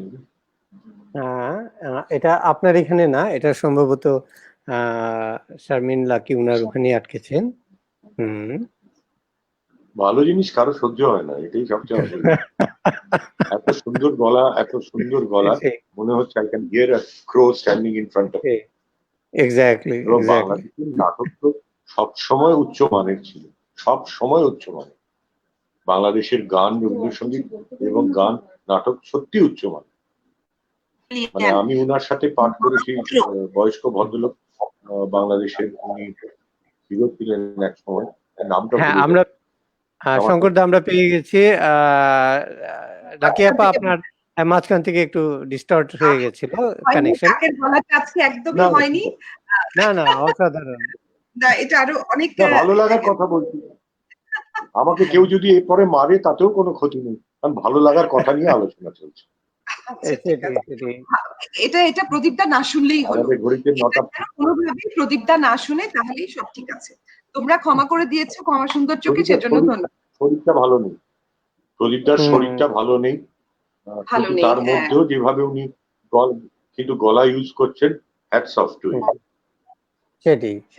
সত্যি। হ্যাঁ, মানে আমি কালকের আগের দিনই বোধহয় গেছি দেখতে, আমি যেতে পারিনি এতদিন। আমি ওনার জন্মদিনই ভুলে গেছি। হ্যাঁ, কোনোদিন আমি করি না, আমি ওনার জন্মদিনই ভুলে গেছিলাম। সেইটা যেতেই ওনাকে জড়িয়ে পা ধরতেই মিষ্টি ফিষ্টি খাওয়াবে, একের মতো গলা রয়েছে, একটু ভলিউমটা বেড়েছে কিন্তু ঠিক আছে। উনি যেভাবে করতেন, যে কামাল তুনে কামাল ভাই, কামাল পাশাটা যেভাবে করতেন, কিংবা উনি আমাদেরকে শিক্ষান তিনদার যেভাবে করিয়ে দিতেন না, ওনার সব কটা আগের যে কটা মানে ফ্যান্টাস্টিক ওয়েতে উনি বলেছেন, ওগুলো আমরা হাতও দেই না ভয়। কিছু লোক আছে অর্বাচীন এখন ওটা হাত দেয়, কিন্তু আমার ভয় করে এখন। হ্যাঁ, আমারও শিক্ষান তিনদার করতেও ভয় হয়। সেটাই না, অসাধারণ, অসাধারণ। এবং নিজে চিন্তা করতেন শব্দ কোথায়। সুস্থ হয়ে কামনা করছি প্রদীপদার। সেটি না, প্রতিটা আগের থেকে আমার মনে হলো টাচুট আগে সুস্থ লাগলো। হ্যাঁ গত পরশুদিন একটি লাইভে সুস্থ লাগলো। এসেছিলেন উনি। উনি এবং ওনার মেয়ে দুজনে দেখেছি আমি। এসেছিলেন, আমরা দেখেছিলাম। হ্যাঁ হ্যাঁ আমি দেখেছি। দেখেছি। সেটি। তো আপনাদের আমরা টাইম কটা? 9:30 তো? আমাদের হ্যাঁ আপনাদের সময় 9:30, আমাদের 10টা। আমরা প্রায় শেষেই চলে এসেছি, অনুষ্ঠানের একেবারেই শেষে। আর আমার সময় বলতে প্রায় আর 2-3 মিনিট বাকি। হ্যাঁ হ্যাঁ ও 2-3 মিনিটের মধ্যে আমরা শেষ করে দেব। শারমিন লাকি, আমরা কি আপনার তো এটি অসমাপ্ত শোনা ছিল। এই গলার ডিস্ট্রাকশন কিছুই এটা হয়নি। এর পরে প্রস্তুতি গলা বাইক করা খুব ডিফিকাল্ট। সেটাই, এটা যখন যেরকম লাগে এরকম গলা বাইক করা খুব ডিফিকাল্ট। খুব ডিফিকাল্ট, সত্যি তাই। আমার কবিতা যা ডিমান্ড চায়, কবিতা বা নাটক, সেটা সঙ্গে সঙ্গে বাইক করা খুব ডিফিকাল্ট। কিছু শিক্ষা লাগে আমরা মস্তিষ্কে। আমরা তাহলে শঙ্করদা যদি একটা ছোট্ট কিছু শুনে বিদায় নিতে পারি, আমার মনে হয় যদি শঙ্করদার হাতের কাছে থেকে থাকে কোনো কিছু। আচ্ছা, যাওয়ার বেলায় টাটা করার সময় একটা কবিতা বলে যাচ্ছে, ঠিক আছে। জয় গোস্বামীর একটি পড়া। নাম কি তোর? সোনার ভোর। কোথায় থাকিস? সূর্যি কোথায়? আসিস কিসে? পাখির শিশে। খাস কি তুই? রূপর জুঁই। কেন আসিস? ভালোবাসিস? কেন আসিস? ভালোবাসিস? বাহ, ভালোবাসি। অসাধারণ, অপূর্ব। ভালোবাসি বলে আমরা আসি। অপূর্ব অপূর্ব। আবারও হ্যাঁ, অনেক অনেক ধন্যবাদ শঙ্করদা, শারমিন লাকি এবং আমাদের সঙ্গে মোহিনী সঙ্গীতা। আমরা ওর সাথে কথাই হয় না, ও চুপ করে বসে আছে। ও খালি সাউন্ড আসছে না এটা আমি শুনেছি। তারপরে সাউন্ড না যখন না, আসছে আমি তখন আসলে আর কথা শুনতে নেই। শুনতে অভিভূত। দাদার কবিতা না, না, শুনছি, অভিভূত হতে হবে না। আপার কবিতা শুনছি। না, না, না। আমার এই সৌভাগ্য, আমি অনেক সৌভাগ্যবতী, আপনাদের কবিতা শুনতেই এসেছি। না, না, পারবে আমি না। ঋত না, তোমরা হচ্ছি, নিজেরাও ভালো আমি বলো। সমৃদ্ধ ও তো হচ্ছি। ভালো বলো। কিচ্ছু সমৃদ্ধ না, বলো ভালোবাসছি আপনাদের। এই লোকগুলোকে ভালোবাসছি, ভালো লাগার টান। আর আশা করি, প্রার্থনা করি যে কিছুদিনের মধ্যে এইসব জঞ্জাল উঠে যাবে, উবে যাবে, আমরা যেতে পারবো মুক্ত হস্তে, মুক্ত কণ্ঠে যেতে পারবো। অবশ্যই অবশ্যই অবশ্যই। আমরা তাহলে আজকে এখানে আমরা অনুষ্ঠানের সমাপ্তি করব এবং সমাপ্তি ঘোষণার আগে যারা দীর্ঘ 2 ঘন্টা ধরে আমাদের অনুষ্ঠান দেখছেন, আমাদেরকে সহ্য করেছেন, তাদের প্রত্যেককেই জানাই কৃতজ্ঞতা তাদের ধৈর্যের জন্য। এবং বোধন আবৃত্তি পরিষদের সঙ্গে আপনারা সবসময় এভাবে থাকবেন, আপনাদের ভালোবাসা আমাদেরকে সমৃদ্ধ করবে। আমরা আরো এগিয়ে যেতে চাই আপনাদেরকে নিয়েই। সেই মহাদেব সাহার কবিতার মতোই মানুষের মধ্যে আমরা বাঁচাতে চাই, সবাইকে বাঁচিয়ে রাখতে চাই। আজকের বিশিষ্ট অতিথি আমি বলবো যে শঙ্করদা এবং শারমিন আপা। হ্যাঁ নিশ্চয়ই, বৌদি, বৌদি, রাইট, ডক্টর সোমা রায়চৌধুরী। তাকেও আমি বোধন আবৃত্তি পরিষদের পক্ষ থেকে এবং আমার ব্যক্তিগত পক্ষ থেকেও ধন্যবাদ এবং কৃতজ্ঞতা জানাই। যে ভালোবাসা জানাই এবং আমরা সবসময় বলি যে যে কোনো মহৎ কাজের পেছনে, যে কোনো ভালো কাজের পেছনে একজন অনুপ্রেরণার লোক থাকে। আজকের অনুষ্ঠানের সেরকম অনুপ্রেরণার লোক হচ্ছেন বৌদি। আপনাকে অনেক অনেক ধন্যবাদ এবং কৃতজ্ঞতা আমাদের সঙ্গে এইভাবে আমাদের এই অনুষ্ঠানকে সার্থক করে তুলবার জন্য যে সহযোগিতা আপনি করেছেন। আর শারমিন লাকি, আপনাকে তো কৃতজ্ঞতা। তোমরা এই অনুষ্ঠান করছো তো, এই সাউন্ডটা ঠিক করো, সাউন্ডটা প্রবলেম হচ্ছে এইটা দাদা, এই একটা জায়গাতে আমরা একটু হেল্পলেস, এই জন্যই হেল্পলেস। এটা আমাদেরকে সম্পূর্ণ নির্ভর করতে হচ্ছে ইন্টারনেট প্রযুক্তির উপরে। হয়তো একই সময়ে তারপরেও আমরা চেষ্টা করব। সেটাই নিশ্চয়ই, পরের বার না হোক, তারপরের বার হোক, কিন্তু it should be fine that somebody can hear the sound. Right. হুম। কিন্তু আপনি এটা ভাবছেন, কিন্তু আপনার প্রত্যেকটি কবিতা বৌদি আমরা- সক্ষ কথা কিন্তু আমরা খুব ভালো শুনতে পেয়েছি। সেই আপনি পরে আবার এই অনুষ্ঠান শুনবেন, তখন আপনি বুঝতে পারবেন। পরে তো আপনি এই অনুষ্ঠানটি দেখতে পারবেন, হুম। দেখতে পারবেন, শুনতে পারবেন। একটু সুপ্রিয় বেশি দর্শক, রয়ে গেছে চিন্তা হয়ে। আচ্ছা, আমাদের মধ্যে নতুন অতিথি এসেছে, আমার মেয়ে তাথই। নাম কি? অনেকক্ষণ ধরে আপনাদের সাথে দেখা করতে চাইছে, আশেপাশে বাহ, বাহ, ঘোরাফেরা বাহ, বাহ, করছে, শেষ পর্যন্ত সে আর পারলো না। সে ওর নাম আমি তিলোত্তমা সামনে থাকলে ঘোষ কোলে তাথই। নিতাম বাবা, আমি সবাইকে সামনে নমস্কার দাও। থাকলে কোলে নিতাম। তাথই আমাদের ভবিষ্যতের একজন আবৃত্তি শিল্পী হয়ে শিল্পী উঠুক, ওখানে। এটাই আমরা কামনা করি। বাহ বাহ বাহ, মার মতো বাহ। সেও আসুক, তাই না? Very good. মা তো এখন হ্যাঁ, নিশ্চয়ই very good. তাথইও ভালো করবে। আমরা এরপরে তাথইয়ের ছড়া শুনবো একদিন, অবশ্যই। নিশ্চয়ই আমরা অনেক ধন্যবাদ আমরা আপা, আপনাদের ফোন করো, যেকোনো আপনাদের একদিন আশীর্বাদ। ফোন করো, আমার হ্যাঁ, ফোন হ্যাঁ। নিজের কাছে পাবে নাম্বার, ফোন করো প্লিজ। আমরা I'll be দর্শকের happy. কাছ থেকে আমরা বিদায় নিই, তারপরে আমরা নিজেরা হয়তো একটু কথা বলতে পারবো।